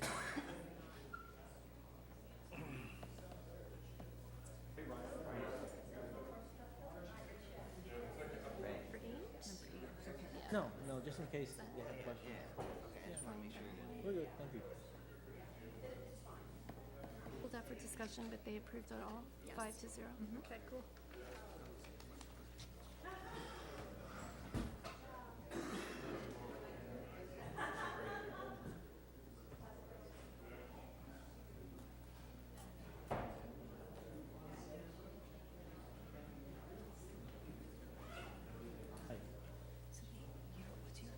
Senior civil engineer.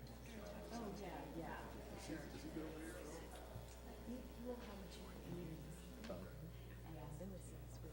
Yeah, he's wastewater deputy director. And then remember Evan? He's the new Evan. Yeah. Yes. Thanks.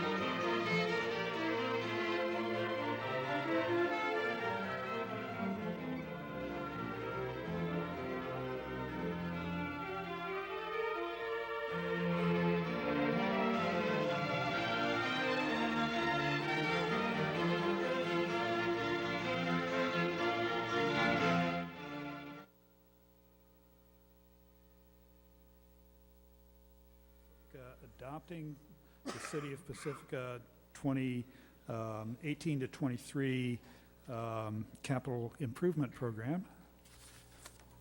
Do I s- a staff report, please? Good evening, Mayor and City Council member. My name is Raymond Donguines, Senior Civil Engineer with the Department of Public Works. The Capital Improvement Program, or CIP, is an important tool designed to help the city plan and budget for the use of development fees, grant, and other city funds. The proposed 2018-2023 CIP enumerates recently completed, ongoing, and anticipated public capital improvements and facilities necessitated by new development, council priorities, and other community needs. The CIP indicates the approximate location, size, proposed project start and completion dates, estimated project funding sources, and other miscellaneous information. Adopting and annually updating a CIP that meets statutory requirements allows the city to collect development fees at the time specified in the municipal code. The Planning Commission reviewed the proposed 2018-2023 CIP on May 7th, 2018, and found it consistent with the city's general plan. Therefore, staff recommends adopting the resolution next in order, a resolution of the City Council of the City of Pacifica adopting the City of Pacifica 2018-2023 Capital Improvement Program. Honorable Mayor, Yes. I know council has been receiving a number, or has received a number of emails with inquiries regarding the Mayor Drive Overcrossing project. And so I'd like to take this opportunity to, provide some information out there in the hopes that the information that I will give would address a lot of the questions that you have received. So Go as a ahead. background or history on this, it was in 1981 that the council, through staff, conducted a cumulative traffic impact analysis of the Mare Drive overcrossing. That identified the needs for signalization of the two intersections that borders it, as well as the possible widening of the overcrossing. In August of 1984, council adopted an ordinance for the creation of a traffic impact mitigation fee for the improvements to be constructed at the overcrossing, as well as the bordering, or as I mentioned, the bordering intersections. On June 28, 2004, council adopted a resolution making the Milagro on-ramp project a component of the Mare Drive overcrossing project. And this project, since its inception, has always been part of the capital improvement program, the one that's being presented to you tonight. For years, staff has been constantly on the lookout for possible funding because the amount of money that we collect from the developer is not enough to fund the full project. The last attempt that we had was, actually we had an attempt in 2015 where we submitted the grant application with the Transportation Authority for Measure A funds as part of their highway program. We were not successful at that time. So last year, 2017, we tried it again. And this time we were successful, but what we were able to get, or what the Transportation Authority asked us to do, is to ask for money in phases. And the guidelines that they provided us calls for projects to be the phase of the project to be completed within a year. Thus, the reason why we asked for money to fund the preliminary planning phase of the project. We estimated that to cost about $680,000, and we asked for 90% of that, or $610,000, and the city will match that 10% through the matter mitigation fee. The preliminary planning phase will include, among others, the review and update of all previous studies that were conducted, mapping, data gathering and traffic analysis, assessment of the existing structure, if it needs upgrade because it's not, it does not conform to current seismic standards, development and evaluation of alternatives, etc. part of the process will involve, for this, just for the preliminary planning phase, part of the process would be to have at least 2 public meetings. This is to provide members of the community the opportunity to provide input on the project itself. Pretty soon, the council will have an item in the agenda pertaining to the funding agreement. So staff will be coming before you asking for your approval towards the funding agreement that will facilitate the grant that the TA is providing us for this project. Again, I hope that the facts that I have enumerated is able to answer a lot of the questions that you have received.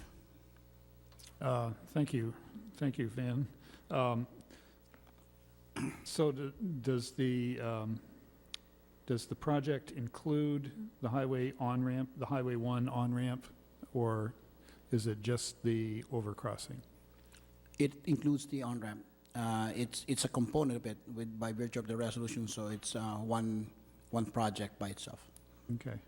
And I'm sure that at least some of the senders of those emails will be glad to hear that there are a couple of public meetings planned, and I think that's a very good thing. That is correct. Yes, Sue degree. Do you have an idea when that's going to happen, what month, et cetera? So we're working with the Transportation Authority staff. The funding agreement was first floated to us, but they have revisions to it, and will take another 3 weeks before they give us their draft. At that point, we will forward it to our legal department for their review before presenting it to council for approval. So would you estimate that for the middle of June, that it might come in the middle of August? Around August, you will have the funding agreement, if not the last meeting in July. We're shooting for the last meeting in July, and I've called the Transportation Authority already, asking them to expedite the drafting of the funding agreement. And so the purpose of public meetings? The funding agreement is just for us to, to put the agreement in place so that the city can get reimbursement from the Transportation Authority for No, our my expenses. question was the purpose of the public, Oh, the 2 public, you said 2, right? yes. So part of the preliminary planning phase is to set up 2 meetings with the public, our residents, to get their input. Basically, we'll first lay out what our conceptual plan is for the project, and then we'll get an input from them. Are those going to be like one with planning and one, how do the public meetings come about? Oh, this is just for, this is different than going to the planning department. This is just a preliminary planning phase. This is just to get the preliminary input from our residents. So this is not the only 2 meetings we're going to have. This is just the 2 meetings for this particular phase, which is the preliminary planning phase. After this, you have the project initiation document, or PID. That's another process. And then after that, you have the PAED phase.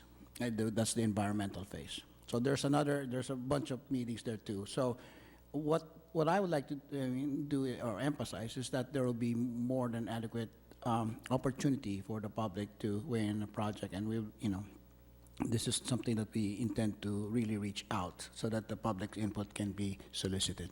Okay, thank you. And then, City Manager, would you be mentioning it in your somewhere in one of your weekly notices, Pacifica Listens?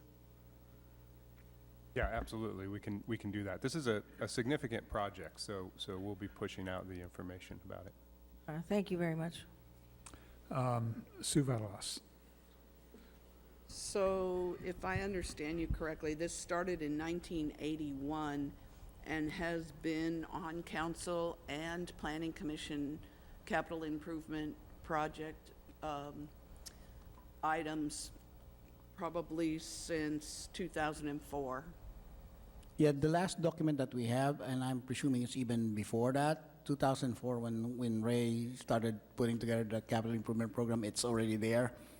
But I'm pretty sure it started even before that. Before that.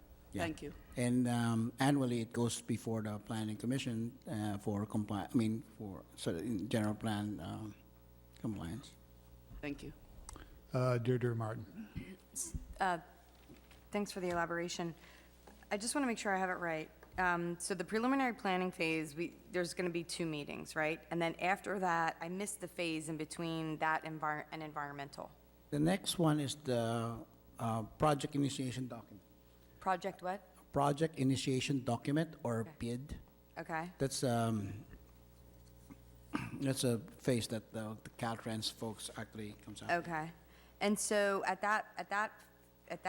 during that phase, so I guess my question is, during what phase would the design input be helpful from the community? I mean, I know we're not going to ask them for their architectural plans, but some people do have input on how the on-ramp would be, for instance. There were concerns about school traffic. There were concerns about, the overcrossing for the pedestrians. How is that going to work? And so at what point and then the environmental aspect is separate. Right. So with every meeting that we have, it will always, give the public the opportunity to speak, and we will take notes of that, And as we put together the plans, we will incorporate the ones that are, that we have heard and that applies. Keeping in mind that for public works project like this, highway design or whatever like that, there are certain elements that are bound by standards, whether that be the state standard or, the streets and highways code standards. So as long as those are in compliance, let's say the comment is, can you provide a handicap ramp or a ramp at this location? We will definitely, include that. The project itself, as we have presented to the Transportation Authority when we asked for their funding, took into account widening the overcrossing to provide a safer, pedestrian and bicycle facility so that they can go over the overcrossing without getting hurt at the intersection. Okay.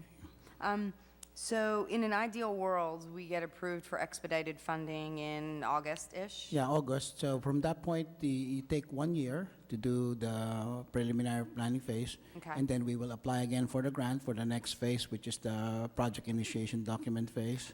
And we're not guaranteed that?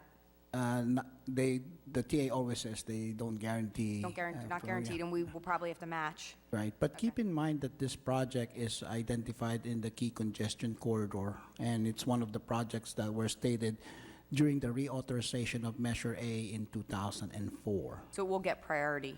Well, yeah, Okay. that's where our constant communication with staff at the Transportation Authority, including their board, helps a lot. Yeah. Okay, so we'll push it out on Connect with Pacifica. We'll push it out on Nextdoor, which is also kind of Connect with Pacifica. And then people within 500 or 800 feet of that project get stuff on their doorstep. We normally bound by 300, but we will go 5, for that. So And, we and want- again, it's actual notification through social media that actually, has a lot of people more interested in the project itself. And we're not limiting it only to, by advertising it through our social media outlets as well as our Connect with Pacifica. We're reaching out to members of the committee, not just within the area. Okay, great. And so I think for the EQ basin, did we expand it to 800 feet at a certain point? Does anybody recall that? Or did I make that up? It was 500 feet. It was 500 feet. Okay, so we extended it from 300 to 500? Yeah. Okay. Yes. So we would extend it from 300 to 500 for this? Yes. Okay. And would that be, would that just be for each phase, or would it be about the community forum? What's the actual trigger that sends out that notice? It's what we're going to do is we're going to send out an RFP, and once we get the consultant on board, which is going to go to the council, obviously, for the approval of the agreement with the consultant, we'll work out the schedule, and we will require, even if it's not required by the document itself, we will ask that a couple of meetings be set out so that we can take input. So it's still to be determined? Yes, that Okay, is correct. that's good So enough. it depends on the schedule as well as getting the consultant on board. Makes sense. Thanks, man.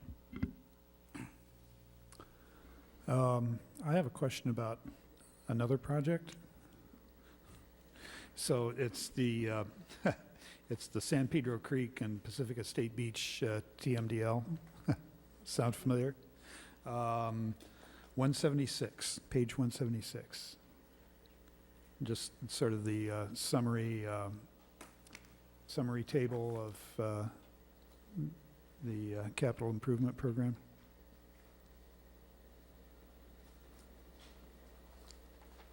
Fund 16? Yes, Fund 16. Fund 16 and Fund 34. My question is, what is the total amount allocated for this coming year? Because it's split between two funds, and I see there's another 11,000 from other fund sources, and I don't know what those are.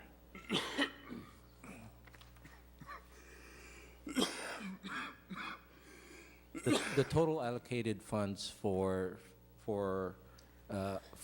the city, Fund 16 is 30,000. The 11,000 is coming from the county of San Mateo as a project participant. Okay, and so the 30,000 from the city is split between Wastewater and Public Works. right. So between the stormwater fund and So if I may elaborate a little bit, Mayor Keener. So what happened is prior to this project, when we were talking about this project, we had a meeting with San Mateo County, particularly their Director of Public Works. We looked at the tributary area, the area that goes towards the creek, and we identified San Pedro County Park to be a contributor. So we looked at the area and the runoff, and we said, you're going to pay your fair share. That's the reason why there's that contribution from them. yeah, I understand. I would say they're probably not contributing much in terms of actual pollution, but in terms of area included in the watershed, that's exactly right, and it's perfectly appropriate. Thank you. Any other questions? No. I have one speaker card for this item. It's Suzanne Moore, and I thank you for your patience. Thank everybody that's here. Again, my name is Suzanne Moore, a Pacifica resident and homeowner on Milagro Drive in the Manor District. And naturally, the Manor Drive Overcrossing Improvement Project is therefore of interest to me, and no doubt of interest to anyone who uses the intersection at Manor and Oceana Palmetto, especially during the peak hours. I learned from the city goal setting that the improvement plan can potentially include the three aspects of: 1, widening the existing Manor Bridge overpass on Highway 1, 2, traffic signals at the Manor, Oceana, and Palmetto intersections, and lastly, a new northbound Highway 1 entrance at the end of Milagro Drive. From a June 5th meeting with Public Works, I learned that the city has applied for a county grant that may pay 90% of the cost of the preliminary evaluation, and staff were very quick to report that this would be a great deal for our city. The city would be responsible for 10%, roughly $70,000, toward this first phase, which would include a study of traffic patterns, an evaluation of the sites and intersections impacted, recommendation on environmental impact study, and an initial draft of a plan for city council consideration. Now, I'm really glad to hear that there's going to be some public meetings during the preliminary evaluation. I realize that that's not usually what happens. So I'm really glad that's going to be happening.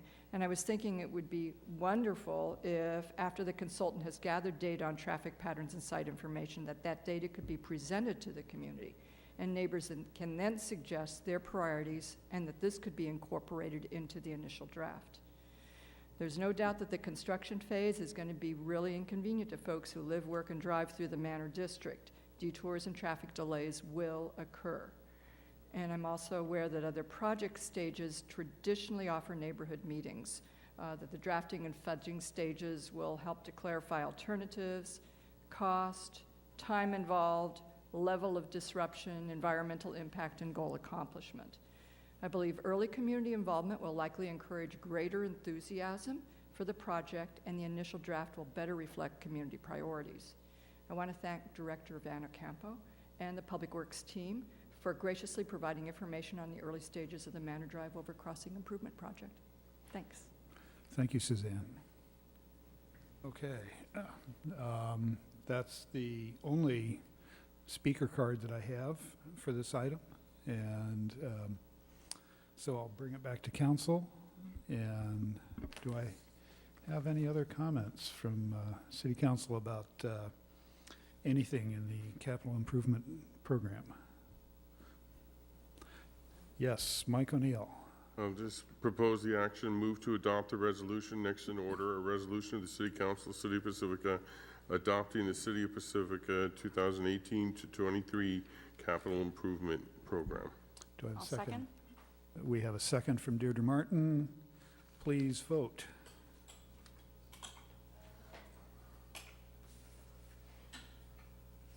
And that passes 5-0.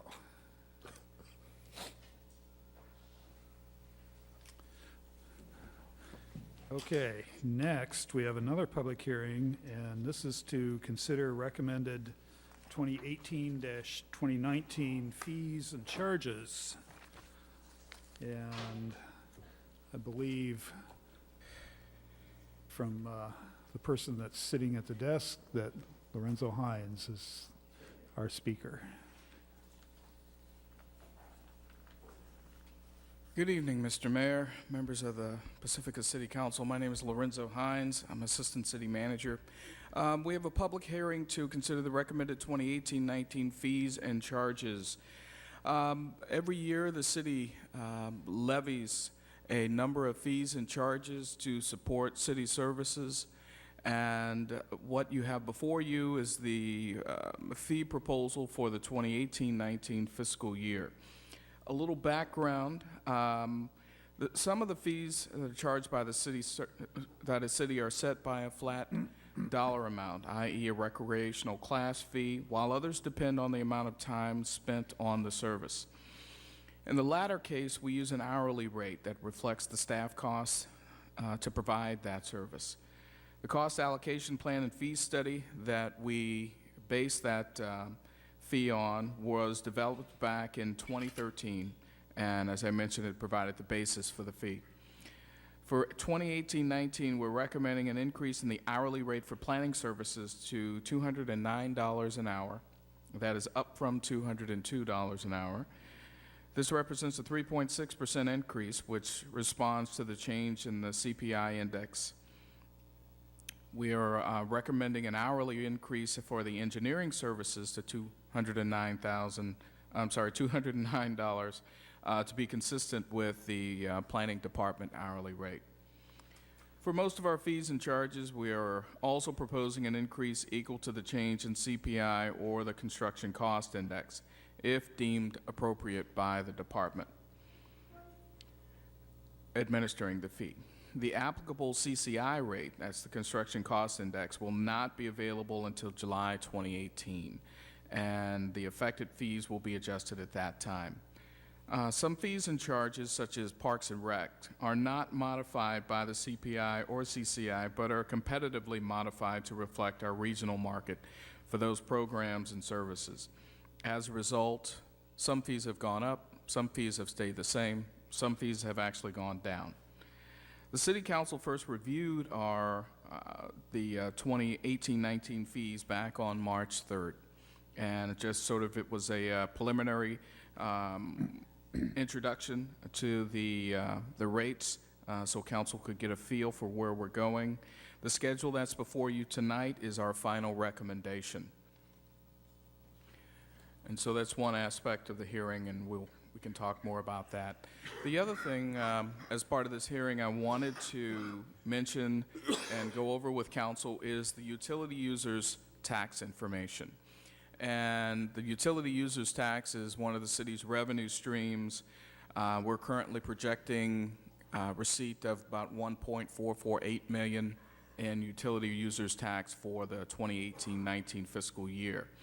Section 3-11.01 of the Pacifica Municipal Code establishes the utility users tax. It's levied to support general government activities of the city. This tax is imposed upon every person in the city using electric, energy, or gas in the city. Electric and gas providers are exempt from this tax. The tax rate itself is 6.5% on all gas and electrical charges.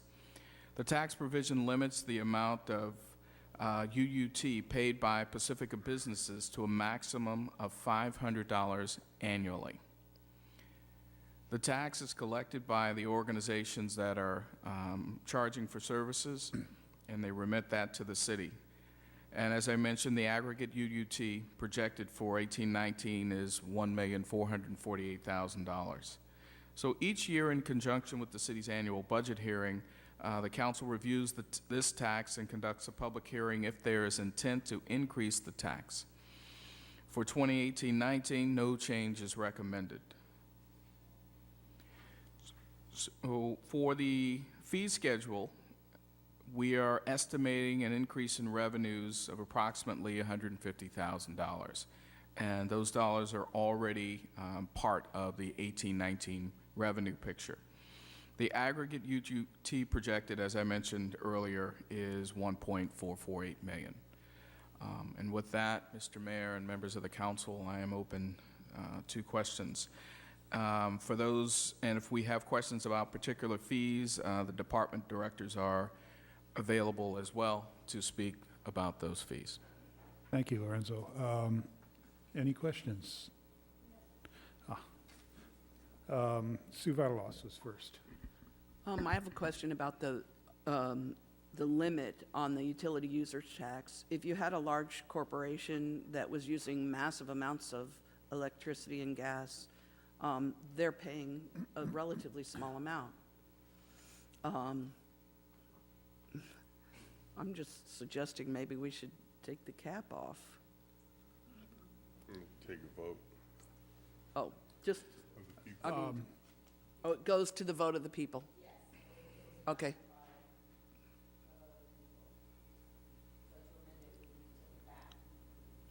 Okay, forget it. Yeah, I can't hear. So that utility users tax was adopted by initiative, by a vote of the people, and so any amendments to that current ordinance would have to go back to a vote of the people in order to make the amendment. Forget what I asked for. Thanks. Mike O'Neill. I wanted to ask I'd like to explore the possibility of a fee / tax, whatever it is, on fast food restaurants per month to help with litter cleanup on, Lindemar Beach, also maybe Roberts Road, in front of the school, different sites that are important. Is this an appropriate time to bring that up? We're discussing fees, or is it better to have it put on the agenda at a later date? I'll defer that to the city manager. Well, one of the initiatives the council identified as a major project for this upcoming fiscal year relates to litter reduction strategies. And in July, we'll be developing, the work plan for how that'll proceed during the fiscal year. So that would be one forum at which the council could deliberate about different strategies, such as you mentioned. Otherwise, part of that would be, I think staff would need to do some research about how such a fee would, there'd be some kind of nexus related information about how that would tie to various restaurants, but we'd need to do some research or work on that. So I guess if I were to make a suggestion, I would lump it in amongst the other litter reduction strategies that we want to consider for this year as a package, to bring that all back in perhaps a study session format for the council. Is that an option the council would like staff to research and bring back as part of their report in July? I would have no problem with that. My suggestion actually was that something like that is lumped into there is the plastic straw ban or single-use plastics ban. The suggestion was that we kind of come up with an overall litter plan or litter campaign, but my recommendation would be that can't wait for something like that. I think something like a tax on that can be lumped into a litter campaign. Yeah, The that's, anti-litter I was just asking is, ban should be treated separate, I think, because it's more urgent and timely. well, I just wanted, I would have no problem with that, correct? so you're okay if it comes back as part of that other report? Yep. Okay. I just wanted to see if there was, Your suggestion. yeah, Yeah. I just wanted to see if there was support in council rather than have staff waste time, So I guess you got direction, if you can, when you bring the report back, is kind of research that, and, okay, thanks. Yeah, Sue Vadalas says yes. I just had a question. I think we're supposed to be asking what extra work does that put on staff, or what does that take you away from? Is there anything we need to know about that? Well, regarding that, again, I'm tying it to that already council prioritized project, and the scope of that hasn't been formed yet, except for some of the direction that we received from goal setting. And so this would just be another element of that for us to research and prepare. And there may be other ideas that in staff's research come forth, or during a study session with the council come forth. So I think initially it's not a significant increase in the staff time to include that element in there. Now, depending on what comes out and what we learn about how those fees would work or what have you, we would need to assess that at that time. I believe there are other cities that have done it, especially the straws. So I have a question. Yes, Are you on Go the ahead. same, changing topics now? go ahead. Page 352, it says at the bottom of that, request for address assignment / change. What does that mean? You're at packet page 352? Yes. All right, so these are general planning fees. I am looking, It looks like maybe just some extra funding that you might need to process some. I believe Planning Director Warmeister is here to address your question. I'm still trying to locate which line we're at. It's the very last one. Okay, great. So that is, the request for address assignment is either a vacant site that doesn't have an address, or folks like to change their address if they happen to be on a corner and their front door is actually on a different street from where their address is. And it's only about an hour of staff time to research whether or not the address is available, and then to also send notices to all of the public safety departments, the post office, et cetera, to Okay, so process it's that actually a request. real, you were talking about address rather than address. Yes. Okay. All right, thank you. And if I remember correctly, all of these fees deal with the actual cost of doing whatever you have to do. Yes, that's correct. Okay, thank you. Sue Vadalas. I'm a little further on 374, the beach use. We got a couple of emails regarding a large beach use fishing contest with about 400 people. And this says 50 or fewer, and maybe I'm missing it, but is there a spot for large events? Or, I guess, it's not a ceremony? I'll Like- see if Director Perez can find his way up here.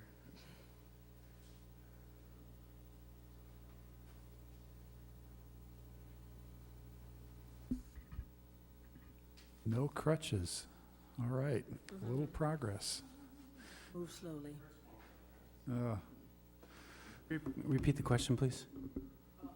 We got emails about a very large, like 400-person fishing contest held on the beach, and the person wanted to know what benefit the city got from that. And it shows beach use not including surf events, but with 50 or fewer participants. And they suggested that there might be about 400 people. I think I saw some footage from that event. I don't think there was 400 people there, but we would probably have, since we don't have a specific fishing permit, I think we probably established whatever the large event was. I couldn't tell you what we actually charge them without looking up the actual permit. Okay. They do get a permit, though, for that use. Well, they're supposed to. If they Okay. don't, then somebody from a Vans department would probably call us and ask us what's going on. Typically, all the events that happen on the weekend, whether it's the community center, Frontierland Park, the beach, or the trail, if they got a permit, we send out a notice to the police and public works in particular that these events are happening. So, and I think I know what you're talking. We did have like a fishing derby maybe a year ago. Yeah, there's one, it's coming up. Oh, okay. So I honestly don't know. I can't tell you. I'm happy to look into it and check it out when I get to tomorrow to make sure. Thank you. But they should have a permit. Okay, thank you. Sure. Sue Degree. So on page, packet 366, where you have penalties, I don't know if penalties fits into the last question or not, or where, it looks like it's construction only. So the response for the penalty for unpermitted construction work is double the engineering permit. So I guess that would depend on the size, is that it, or rather than a flat fee?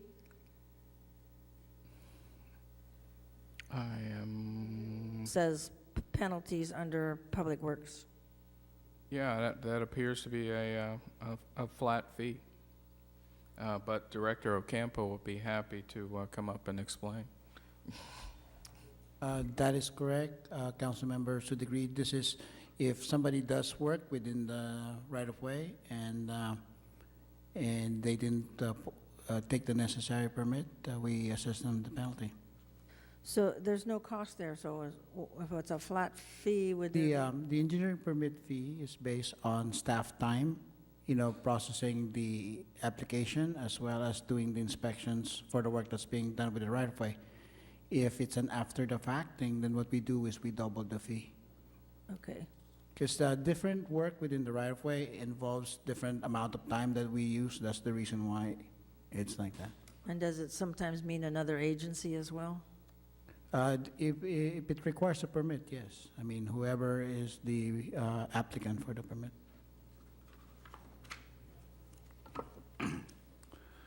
Okay, I have a comment, and it's regards the proposed investigation into litter tax. I agree with Deirdre about the plastic straws and other, plastic silverware and so on being a priority with me anyway. And but I would be interested to, like everybody else on council, to see what a tax on litter, what the possibilities are. I don't know if that will be very effective at limiting litter. And, we have a serious litter problem, especially on Highway 1, but on virtually, well, I don't want to say all our arterial streets, but most of them. And it's just, if a tax would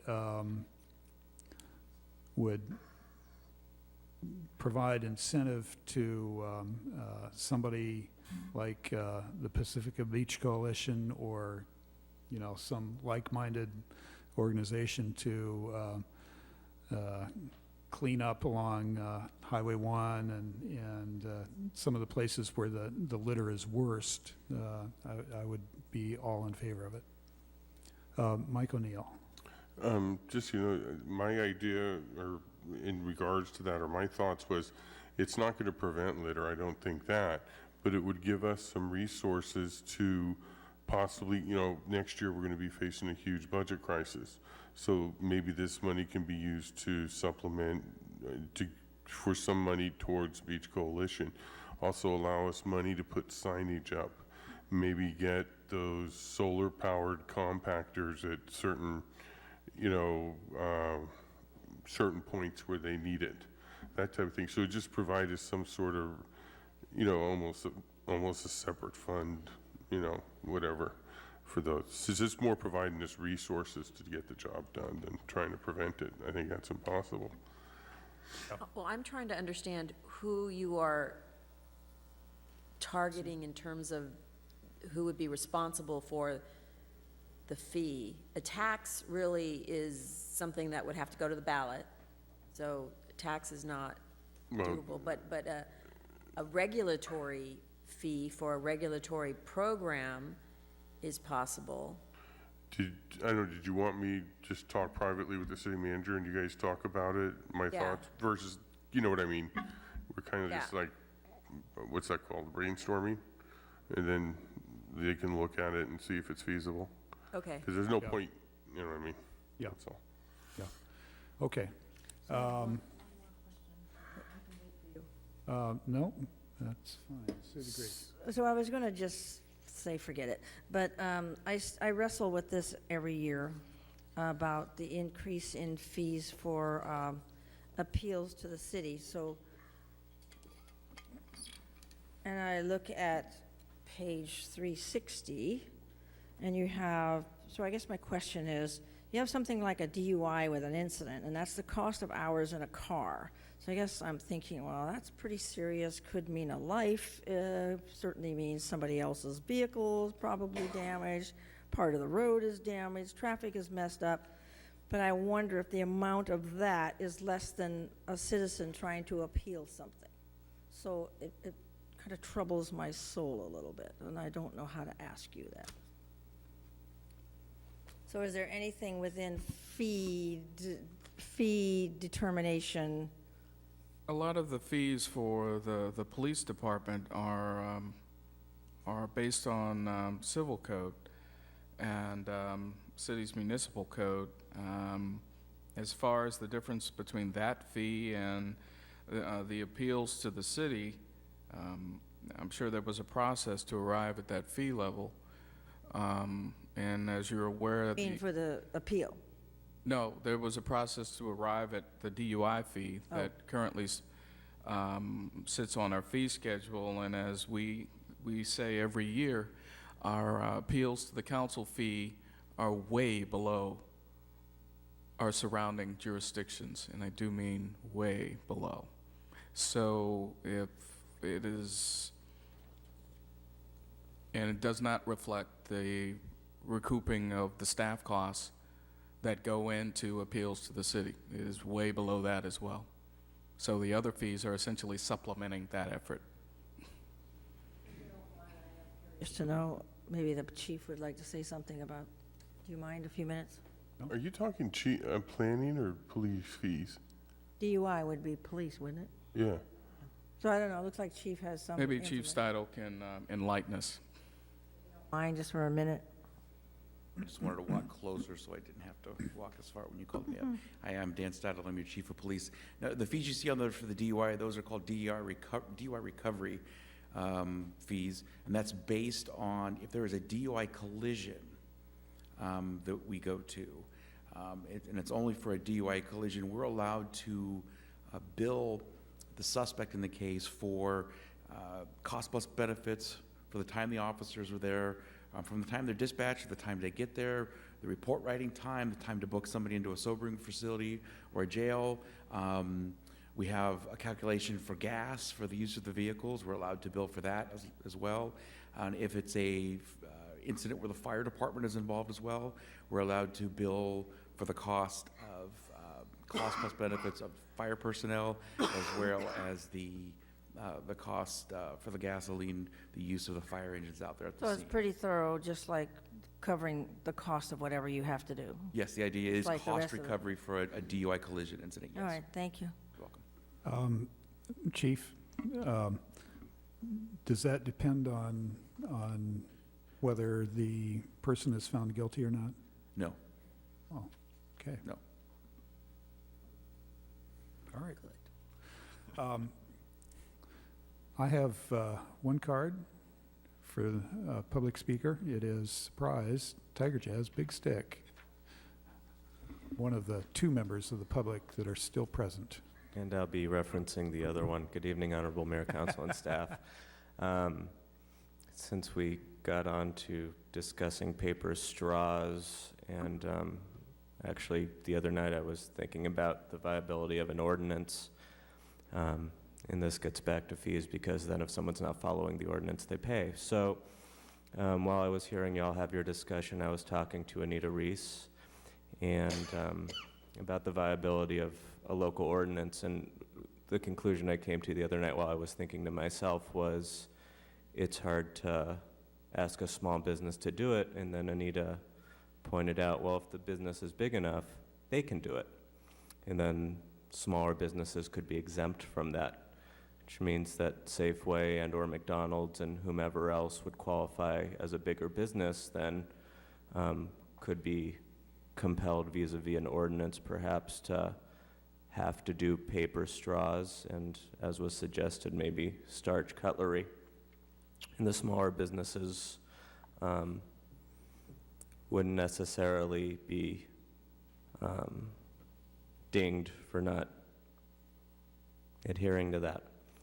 And then it translates to, you know, if the state ever picked it up, then they could incentivize and give tax breaks, et cetera. But I wanted to reference that since it seems like it wasn't a bad idea that on our level, we could write a thing that if the business is big enough, they can contribute to stop polluting accordingly. Thank you.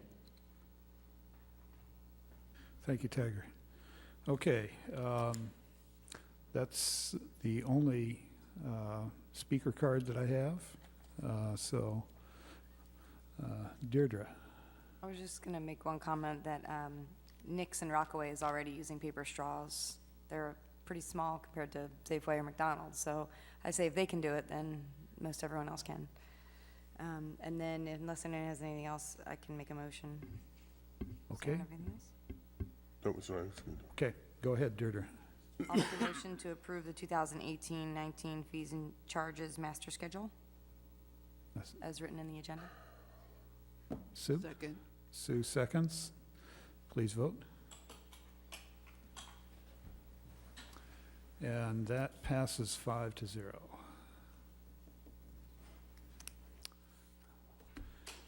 Okay, marching on. Consideration.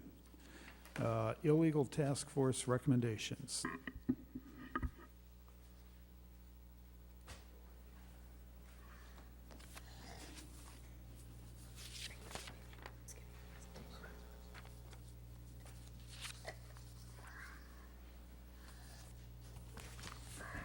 Oh, you fireworks task force. Gosh.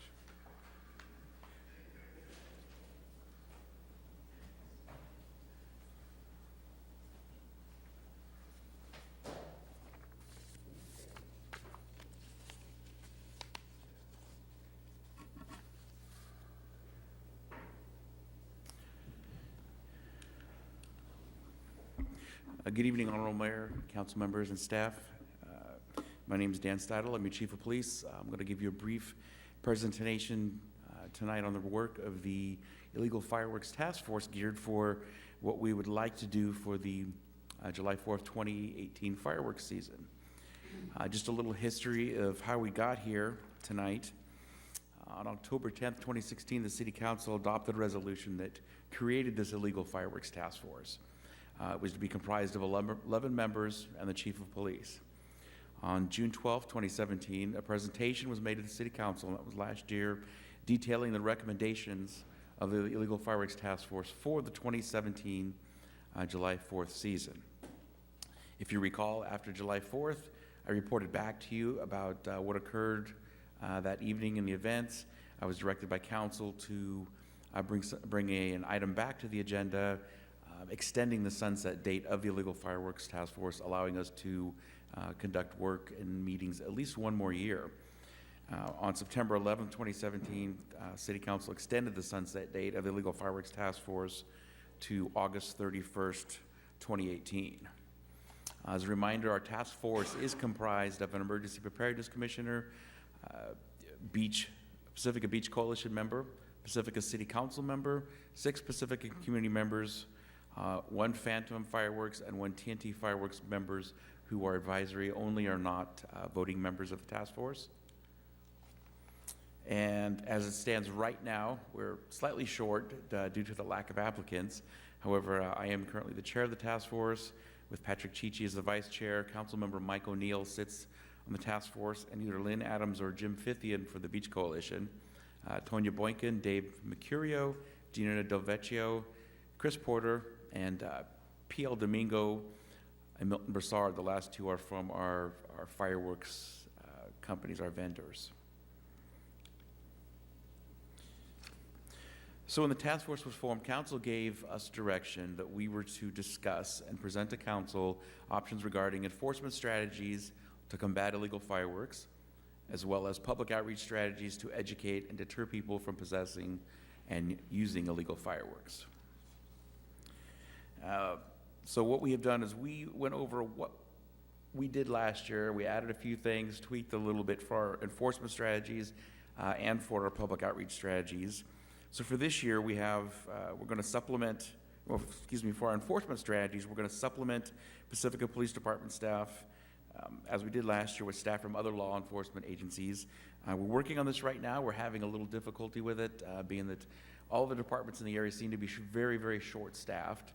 It's very hard to find good police officer applicants right now, but they've promised to give us what they can. We're going to continue to utilize the social host ordinance. If we recall, the ordinance that council passed last year. We're going to use our online tip from our website to take tips regarding illegal fireworks, as well as we're going to be asking for people who have information regarding community members who are storing illegal fireworks, which obviously is a problem for public safety, to come forward and tell us about those.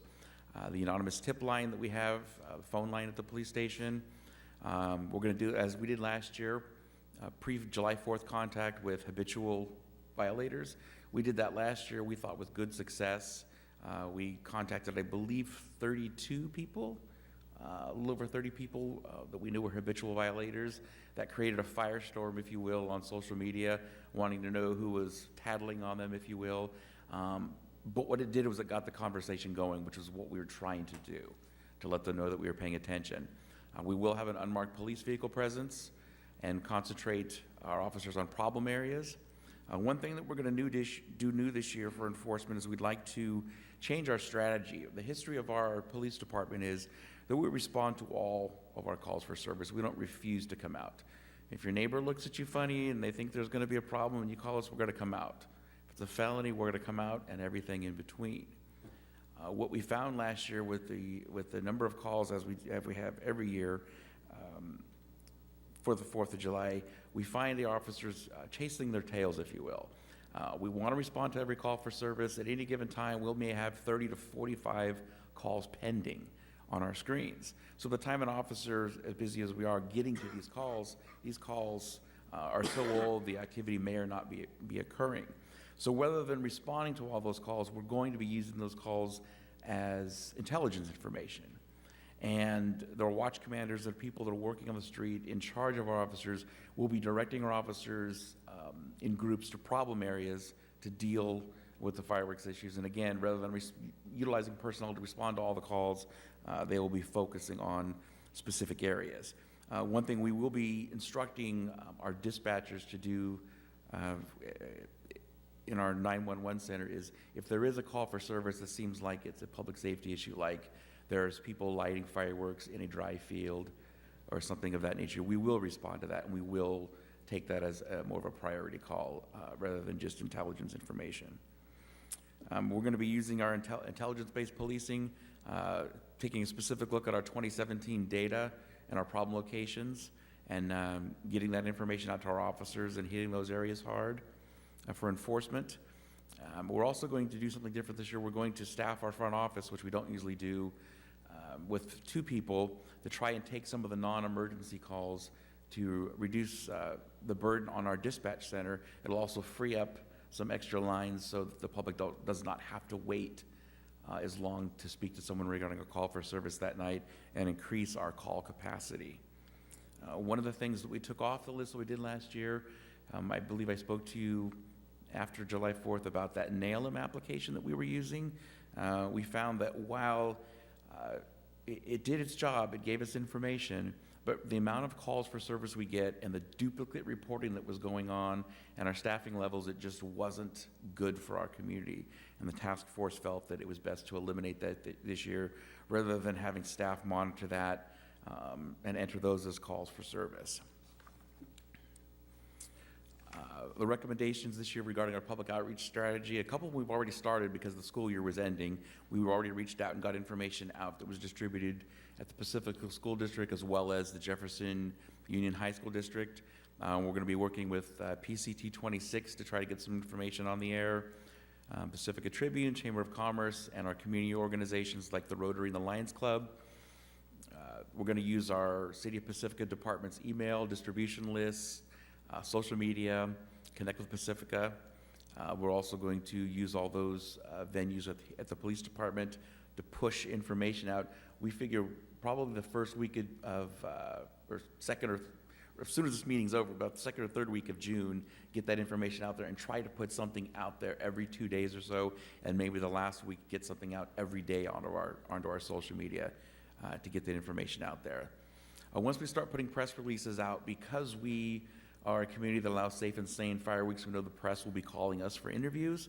We'll take advantage of any of our print, television, or radio media outlets to give interviews, to talk about what's allowed in Pacifica, what's not, and the laws that we have that we will be enforcing. We'll be using our social host ordinance flyer again this year.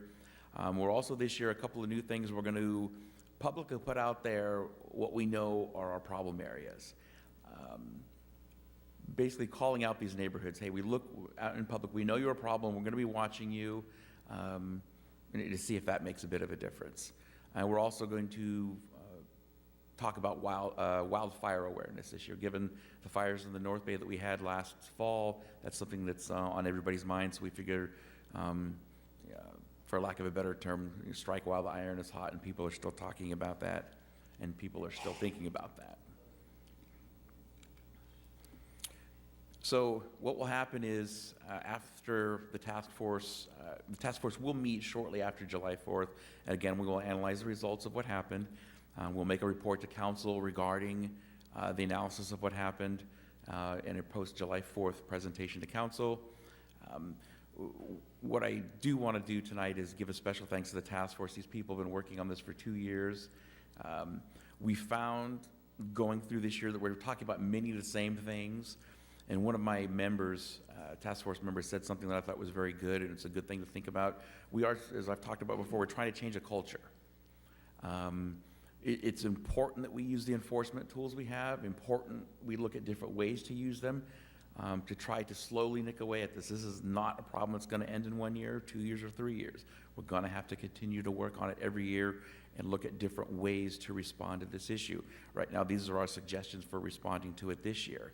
What my task force member said was, while we need this enforcement, it's definitely not a problem that we're going to enforce our way out of. We need to keep reaching out to the community, keep talking about this, keep this at the top of the agenda this time of year to try and change that culture. And at this time, I'd be happy to take any questions or comments from the council. Deirdre Martin. Yeah, I'd also like to thank everyone for their work on the task force as well. And I agree with whoever said that it's a culture change, that we're not going to enforce our way out of it. It's you're on full staff that night, right? Nobody's like not working that evening. There's no such thing as a day off. Right, and I know we'll see you in my neighborhood too. It's not me, But one of the things I just want to remind everyone is with all of these fireworks comes a lot of litter, and that the folks who are selling the fireworks are required to put in, I think it's 10 hours of cleanup over the course of the next 2 months after. 20. I'm sorry? 20 hours. 20 hours. So that's cool. And the Beach Coalition assists with that, and Public Works comes out the very next day on July 5th and is out there with their sign-up sheet and does a really great job. And Beach Coalition members are there to help out with buckets, gloves, things like that. We're trying to not use plastic, so Public Works, when you do show up, let's just make sure we work together, because we'll show up with a bunch of buckets too, instead of using all that plastic. So if you are not busy on the 5th of July, that's the biggest day. But what happens is people are still lighting off fireworks, because they still have them sitting around weeks after. So the subsequent weekends, we have pickups at all of our beaches too. So come to one of those cleanups too, and talk to your friends and your family, and bring your kids, because we want to get all that plastic, make sure none of it ends up, what happens at high tide, right? It all just gets swept into the ocean. So I just wanted to make that mention. Thanks, Chief. Thank you. Sue Vadelas. Every year we hear from the public that we should not have Safe and Sane because it contributes to the illegal fireworks. But every year we also note that the fees that are charged to the Safe and Sane booths, they are the fees that generally pay for the police extra time on that day. And it really does help out the city to have those fees to cover the overtime of the police officers, and plus makes money for the individual organizations that sell the Safe and Sane fireworks. I understand this is the Illegal Fireworks Task Force, but they somehow get looped together. So is that a true statement?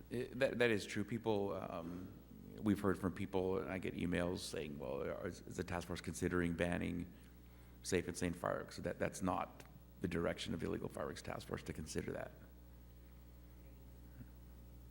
Mike O'Neill. I think the fireworks are kind of a conundrum, because I think being a beach city, people would come here to do fireworks anyhow. And it's something people would like. And if we didn't sell the legal fireworks and have that, 15% or 8%? 8%. 8% surcharge, that gives us the money to have the overtime cops and fire on duty to fix it. And so it's kind of, the legal stuff is paying for the illegal stuff. And yet, if we did end the Safe and Sane, we'd still probably have the illegal, because it is already illegal. This year, it is going to be easier. The little green balls are going to be gone out of the task force. And there was one other thing I was going to say, but I forget right now. But anyhow, about the fireworks, and oh well, that's happened. I know I wanted to make the point of the cost, cancels it out. Well, and on that topic, since it's brought up twice, usually we come within $1,000 every year of the 8% fee. And what our costs, those costs that are covered are police, fire, and public works that day, which usually runs slightly over $30,000. I think we were about $3,500 short last year, which, I mean, in the whole scheme of things is that amount's not that much. It's brought up often to me that if we ban Safe and Sane fireworks, the illegal fireworks problem will go away. While the Safe and Sane fireworks do create a little bit of an enforcement issue for us, in that they kind of intermingle with the illegal fireworks, I often tell folks, if you want to test that theory, go up to Skyline on a clear 4th of July and take a look across the Bay Area. And 99% of those communities don't allow Safe and Sane fireworks, and look at the shows that are going on that aren't legal.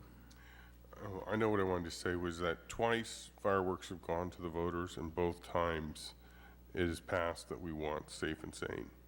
So I don't know, it's been about 10 years, 12 years, something like that, since we last went to the voters. I mean, if we wanted to put it on the ballot, we could again, but it's twice already been, the voters have said yes, they want it, so. Sue Degree. Just to check again, so the two companies that sell the Safe and Sane, they also contribute to paying for cost, right? They do not. Well, For example, they help us with the cost of printing up some of the materials, but they're not actually contributing a monetary figure towards our to our personnel cost for that night. That's coming on an 8% safety fee that's placed on the sales of the fireworks. But I remember conversations when I was on that committee. I think you just said, they pay for outreach or education materials? Yes, we've come to them in the past and asked them. They have paid for those. This year they're printing up, as they did last year, flyers that go out at the booths that tell people where they can and cannot I do think they the should contribute in some manner, if that's sufficient, fine, because they wouldn't be selling anything legally here if we weren't cooperative, as it were, working together. Correct. And many years ago, I don't recall what year, that four-wheel drive, the Rhino vehicle that you see, the little black four-wheel drive vehicle, that was actually, I believe, donated from one of the companies for the purpose of beach enforcement.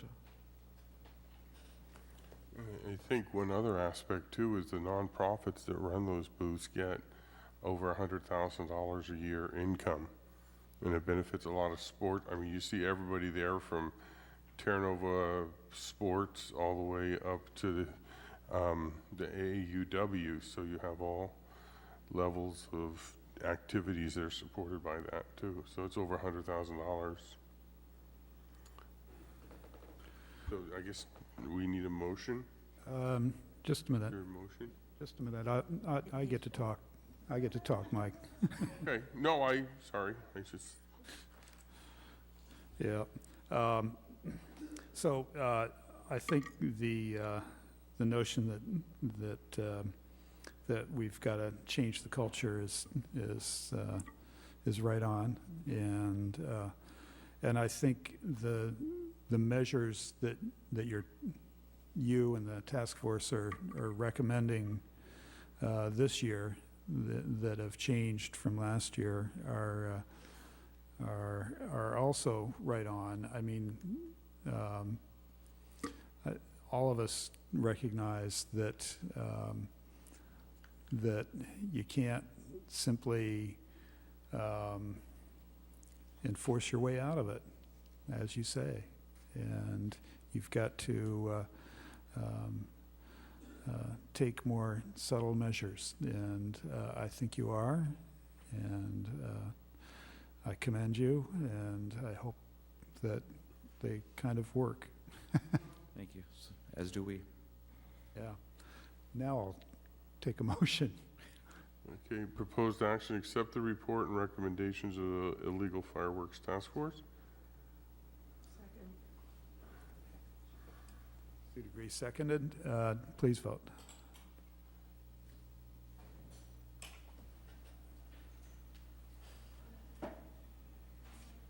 More vote.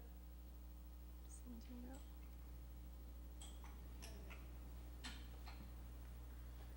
Okay, that passes 5-0. Thank you. And marching on further, the last item of the evening, the final presentation of the 2018-19 budget. And who is this at the desk? Let's see. Good evening. Introduce yourself. Yes. My name's Lorenzo Hines, Assistant City Manager. Okay. Mr. Mayor, members of the Pacifica City Council, I am here to present to you the sort of the final look-see at the 2018-19 budget. We'll be bringing back a full budget book to you on June 25th for final passage. So what we wanted to do tonight was just get the budget in front of you one more time, make sure that we've addressed any questions that you may have.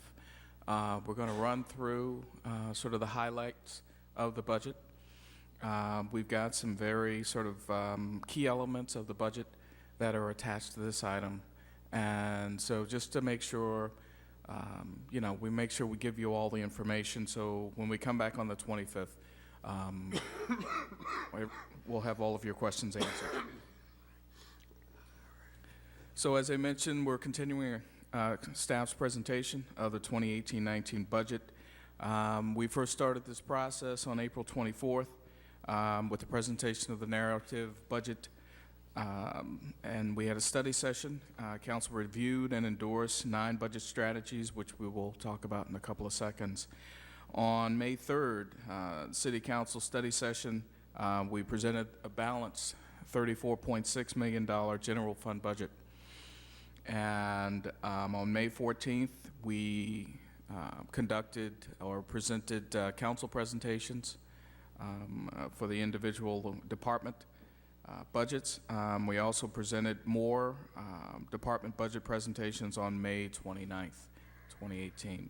So between the May 14th and May 29th, we covered all of the departments, and we covered the capital improvement program, and we covered some of the major issues that are going on in some of the other funds, and also we talked about the related budget strategies. So if you would join me on packet page 383, we're going to review the 9 major budget strategies that are informing this budget. And the first is our modification of our reserves policy. You'll see all of these strategies put into effect on the following page.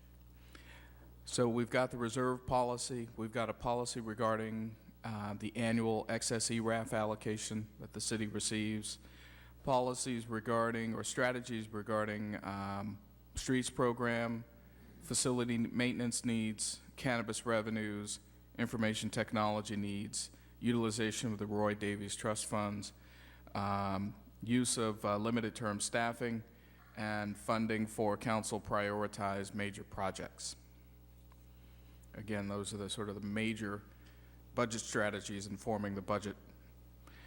If you would join me on packet page 384, you will see how all of those strategies are implemented in the budget. You can see that we started with our, I'm going to start with the reserves. And you can see that we started with an estimated cash reserve of $4.4 million. We then placed those, we then created a reserve for the general fund of $1.7 million. We created a reserve for compensated absences of $200,000, facility maintenance and replacement reserve, also $150,000. In addition to setting up these quote-unquote reserves, we changed the nomenclature to move away from the term reserve and move to the term commitment. And what that does is it puts these dollar figures in the parlance of our annual financial statements. And so, plus that's what the general accounting standards require us to do. After all of these commitments are set up, we end up with a undesignated cash balance of about $2.3 million. The next strategy is the utilization of the ERAF money. And again, it's the educational revenue, the excess educational revenue that we receive from the county. We anticipate next year of receiving somewhere between 1.7 and 1.8 million. I can't tell you exactly what that figure is because we usually don't know what that figure is and won't know what it is until January 2019. But if and when those dollars show up, we have already pre-allocated $88,000 to fund the non-governmental organizations. The remainder will flow to Fund 38 for disaster-related projects. We then move to the next budget strategy, which is the funding of our streets program, and we're proposing to augment the streets program by an additional $720,000. I'll explain where that $720,000 came from in just a second. Our facility maintenance needs are also being funded out of the general fund one-time dollars. Cannabis program revenues, we're leaving those to be determined because of the sort of the newness of this particular program. Right now, we'll hold off on making any estimates. Information technology improvements, augmenting the budget by $100,000 to allow us to upgrade our data center. Utilization of the Roy Davies Trust Fund for various and needed projects related to the city's play structures and playgrounds. Use of limited-term staffing. This is necessary to accomplish some of the goals that council has set forth for the city to accomplish during the 18-19 fiscal year. And the funding for council prioritized projects is included throughout the budget. So we go to the next page on page 385. And what I tried to do here was give you a snapshot not only of the department budgets starting at their baseline and showing you all of the additions that we've made to the department budgets, showing you how those additions are funded, either with ongoing general fund debt reallocation, general fund cash balance, or new planning revenues. And as you can see, we'll start with general government, where we start with a baseline of 3.9 million or almost 4 million, and we end up with a total budget of 4.246 million. And the things that we're adding are things for the IT network, $30,000 for the implementation of priority-based budgeting, $88,000 for the non-governmental organizations. We're looking at moving to a more consolidated document management system, so there's $23,000 there. And there's Can I ask a question on that? Should I?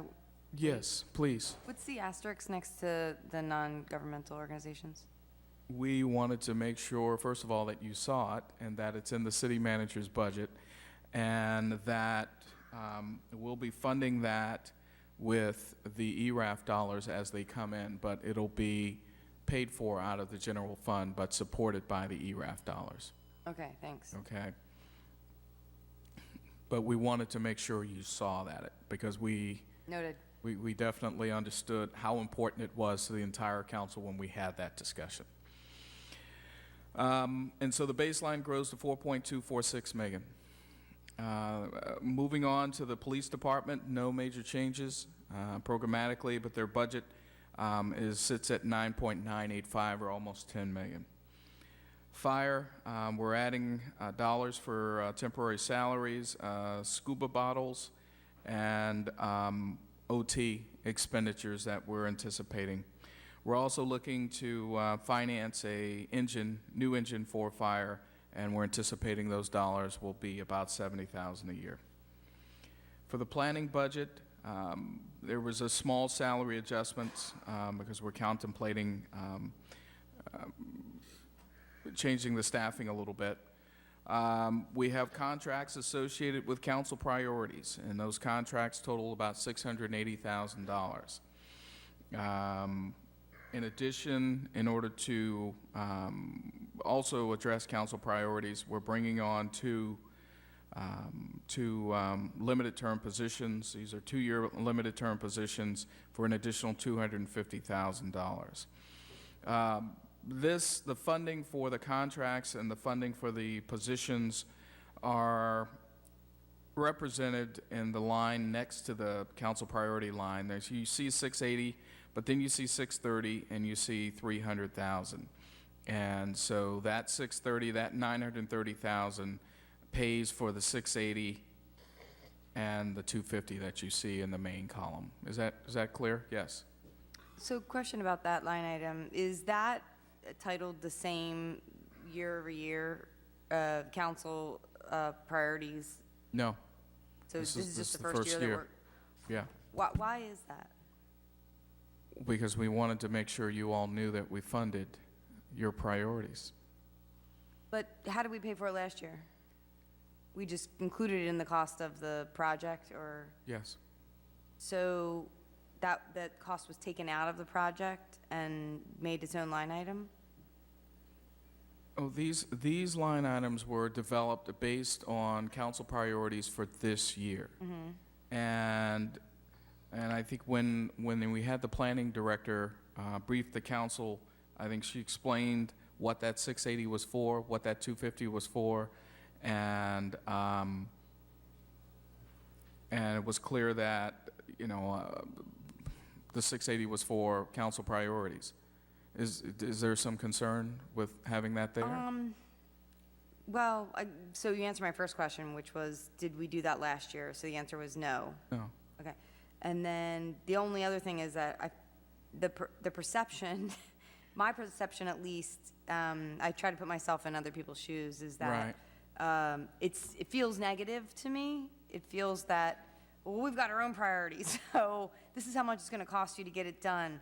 And I know that that is not what it is, and we all know that. Yep. Right. But I feel like the fact that we're pointing it out here as council priority, when we had an open goal-setting session for the entire community, Right. makes it feel as if it's our personal priority. No, I think your priorities have been documented for the entire city to see. And we're, I needed to say that out loud, Yeah. or unless someone has something else, it just kind of stood out to me as like, if I were somebody in the audience, I might think, well, what are their priorities, and why are they their priorities and not the community's priorities? then I would pull that person aside and show them a copy of your work plan that you worked so hard to develop. Well, thank you for the counseling. I feel so much better now. If I might add to that. I'm not being fresh. I think in the final proposed budget booklet that you'll see on June 25th, that it will make clear, and particularly in my transmittal memo to it, that there's a number of the major goals, the council prioritized projects for this year that are the major initiatives, and that, you know, the funding in the budget is funding those as well as all of our ongoing items. I actually agree with you that in this list we could be more specific about what that's called, and if I don't think this chart probably repeats itself in the budget booklet, but if it does, we can revise that wording. Okay. I don't want you to have to do tons of work, but And frankly, I hadn't planned on including this chart in the budget document at all. thanks. Yeah, and so I agree with Deirdre, sort of. Those are council priorities if you sort of stretch things a little bit, but they're staff priorities also. I mean, that was staff originated. So I don't think it's appropriate to just single out council for that particular item. And the other thing I wanted to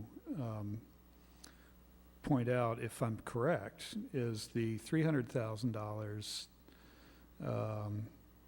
associated with that item that is new planning revenue.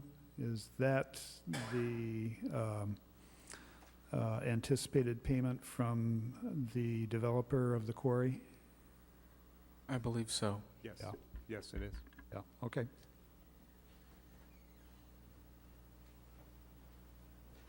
And so the next department is Public Works. And as you can see, we have a baseline of 3.7 million.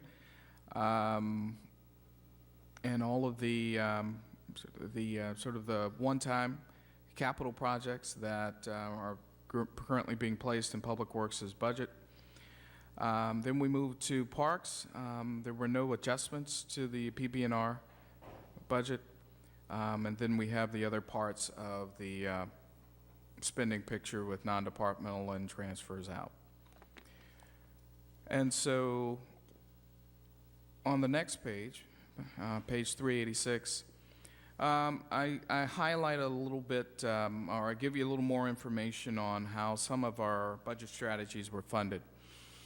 And so what we have here at the top of 386 is Fund 40, which is our debt service fund. And essentially our debt service fund is, as the name implies, it's to pay the debt of the other funds outside of the wastewater enterprise funds. And so the general fund, streets funds, all the other funds where debt is paid, those funds merely transfer dollars into Fund 40. Fund 40 then pays for the debt. Over the years, and this is part of sort of the cleanup endeavor I've been endeavoring on since I've arrived here in Pacifica back in 2014 is to find the areas that need to be cleaned up financially. And so I believe I found the last of the things that need to be cleaned up that I have the power to clean up now. And that's Fund 40. Over the years, the debt service that Fund 40 has been paying has shifted and morphed based on our refunding practices, our paying off debt, our taking on new debt at lower prices, or lower interest rates, or lower or different payment rates. As a result of that, these transfers that are coming from the other funds have not morphed and changed along with our actual payments. As a result, at the end of 2017, fiscal year 2017, we had a balance in the debt service fund of about $2 million. The debt service, as I mentioned, is a transfer in, transfer out fund, and there should be very little general fund or very little fund balance there. As a result, we traced all of the contributions that make up that $2 million back to the originating funds. And so the grid that you see there in the middle of the page on Fund 40 represents the sort of the composition of the $2,039,000 and where it came from. So our intent is to shift these dollars back to the funds. And in the case of the general fund, 1179 million is going to be shifted back. However, we're going to use 1146 of that 1179 to fund projects in the 18-19 year. We're also moving monies or dollars back. Excuse me. Yes. To fund what projects? Let's go back to page, packet page 385. You see that column that says general fund debt reallocation over on the right side? Yeah. Okay. Okay. See how it totals 1146? Yep. There you go. Gotcha. Yep.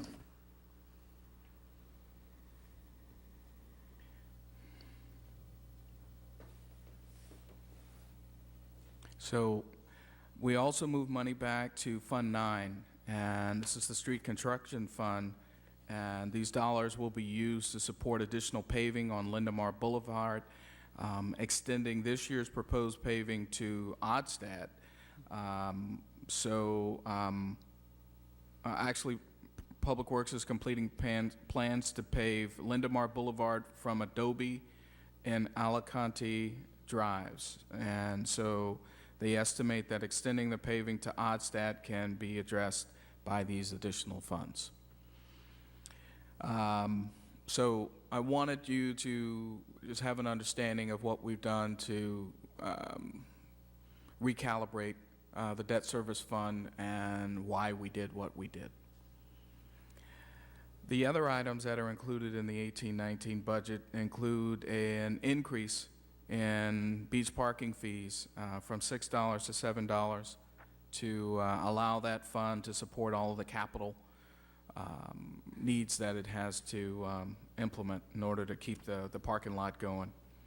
We're also going to be spending a small amount of the principal from the Roy Davies Trust Fund for the audit of play structures, 5-bar surfacing materials, and restroom repair in Frontierland Park.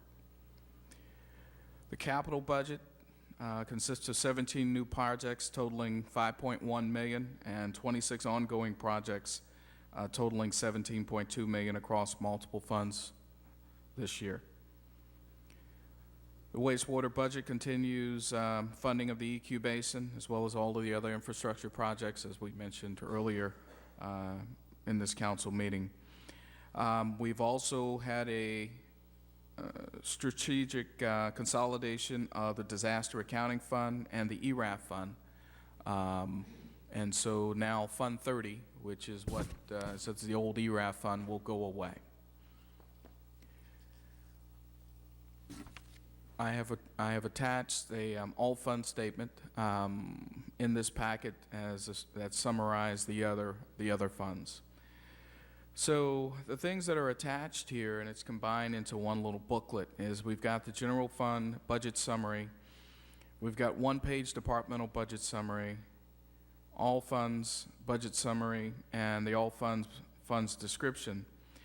We've also got the capital budget for 2018-19. And if you join me on the next page, it's merely a reconciliation of the ongoing one-time reallocation of the debt service and use of existing general fund balance, and to show you how all of those figures sort of interrelate to produce the total general fund budget of $34.6 million. The remaining funds will be appropriated at $47 million, and so the total 18-19 budget will be at about $81.5 million. And it's actually down from $84 million last year's budget. And so there are a number of attachments throughout the rest of the document here, and I'll take you through it. If you have any questions, as usual, just let me know. Okay. So page 389, we have a table of contents, and by the way, these documents will most likely be part of the final budget. So any changes, let me know. Councilmember Martin has already let me know about changing the format of that detail page, and so that's great. I appreciate that feedback. The package page 390 contains the general fund summary, and so you'll be able to trace all of that reallocated cash balance, that general fund cash balance, back into the document in prior pages. You'll also be able to trace the departmental budgets from general government on down to parks, beaches, and recreation, actually on down to transfers out, albeit not in detail, but you can trace those back to the sheet that you see before you, or that came a couple of pages ago. You can also trace these documents or trace these numbers forward into the individual departmental summaries that you see on package page 391, 392, 393, 394, 395, and 396. Lorenzo, I mentioned sometime one of these meetings that under the revenues for the general fund, the departmental program revenues, which contain both grants and fees, that they should be separated out. So they'll be separated out in the final document. I have not forgotten your request. Okay, thank you. It's just this is the same summary that we've been showing for the last month, and I just figured if I disturbed it, it would create more questions. But yes, in the final document that you'll see on the 25th, and the final pie chart that you'll see on the 25th. Boy, the pie chart too. Yeah.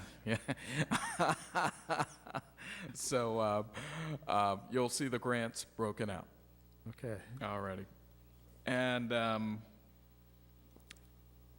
again, all of the detail for the department budget, so you can kind of see how each program is funded.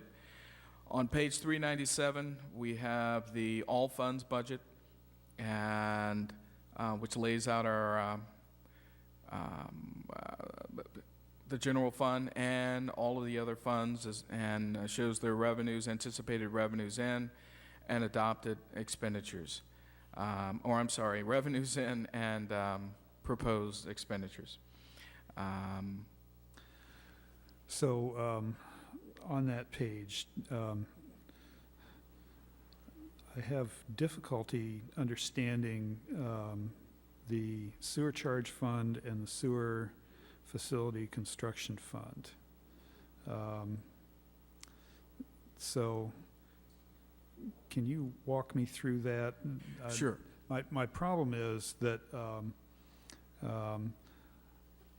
the revenues for the sewer charge fund are, I think, the revenues that we receive from the sewer fees, right? Right. Collected by the county for us and The 14,607. right. And, you know, that goes for salaries and so on. The construction fund, Fund 34, has 14 million, and that includes the EQ basin and other projects. Right.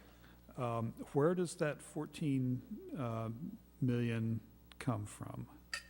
That 14 million will come from the bonds, the remaining amount of the bonds. And it's not reflected in the beginning balance there, that's 6 million. It's reflected in the revenues, and that I'm anticipating having that amount remaining in bond proceeds for to allow wastewater to continue the implementation of their capital program. So you don't show that as something on the fund balance at the end of 2018? You mean the current state of the spending of the bond? No, we don't typically show that, but if you'd like that, we'd be happy to. No, I'm just trying to understand, you know, how much. Yeah, and we'll be tracking throughout the rest of this month. We'll be tracking the spending on the bond proceeds. Right now, we're anticipating having 14.35 left over for next year. How much was the bond total? With the contingency, 26.2 million. 26.2, okay. And we've spent, or committed, Yeah. 21.6 or something like that to the EQ basin. Yes. Yes. Yeah. I think Okay. I think it was 16. Go ahead. It's 24.5 million, that's what we have for the EQ Basin project. Yeah, but we haven't spent all of that. Yeah, we haven't, but what I'm saying is the project budget is 24.4. Yeah. Believe but, me, I've been through that figure a tremendous amount. I just want to make sure. Yeah, but but over and above that, we've got probably, what, 1.7 million or something like that extra, and Yes. so that contributes to the Fund 34. And, okay, so now that I know where that 14 million comes from, I'm happy. Yes. We deviated a little bit from past practice. Typically, in the past, we've kept the all of the debt service for the enterprise fund in Fund 18. I changed it a little bit because I wanted the debt service to be in the same fund where the spending was coming from, so it made it easier to track. Yeah, what threw me was just that the bond proceeds weren't part of the fund balance. Right. And so you got this 14.345 million. Right. And I thought, well, where's that come from? I understand. And what I can do is add another asterisk at the bottom and explain that. I think, I can also that would be add helpful. it. That would be helpful, yes. And I could also add it to the fund balance figure as well. So instead of 6.9, you'll see a figure that's closer to maybe 20 million. Yeah. Okay. Okay, All great. right. Thanks. Sure. And any more questions on the all fund statement? No, once we got past the sewers, I nothing understand. much. I understand. So 398, 399, and 400 and 401 are just descriptions of the funds. Sometimes we get questions about, what's the street fund do? What does the capital improvement fund do? And so that's a great document that helps break down our other funds. And starting on page 402, we have the capital budget that lays out our 2018-19 capital projects. And these are the projects that we plan on taking on this particular year, or we're adding, or either they're new projects this year, or they're ongoing projects that are being funded this year. And that document goes from page 402 to page 448. Yep. And again, this is an information item, just to elicit the comments that I've gotten so far about breaking out the grants, making sure that there's transparency regarding those bond funds so we can see what's left, making sure that the titles are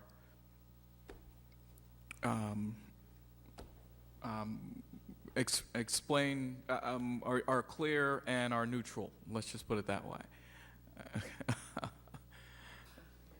Sue? I have a question that goes back a little bit, page 384 at the top, where you're talking about the general fund cash balance. Yes. The second line says compensated absences. Yes. Fund balance commitment. What do we mean by compensated absences? Well, when people leave the city, they cash out their vacation, they cash out their sick, and we've got some employees that have been with the city, valued employees that have been with the city a while, and those balances are pretty impressive. And so when they leave, right now the policy is to fund that out of the departmental budget, and that is definitely something that the departments don't budget for. And so it creates a bit of a hardship. So we decided to set up a reserve or a commitment that helps offset those costs. Thanks. Thank you very much. Okay, if there's no further questions, I have one speaker card. It's from somebody named Tiger Jazz Big Stick. If he would come up to the podium. Yes, sir. Thank you, Honorable Mayor. Thank you, Council and staff. I'm Tiger Jazz Rose Big Stick of Pacifica. And what was it that reminded me of it? Use of limited term staffing. I'd recommended some time ago internships at some point, and I just wanted to bring that idea up again. It might put a dent in some of the staffing costs at some point. It might be a way to help with costs at some point, is implementing some sort of internship, something or other there. So I just wanted to bring that back up. Thank you. Thank you, Tiger.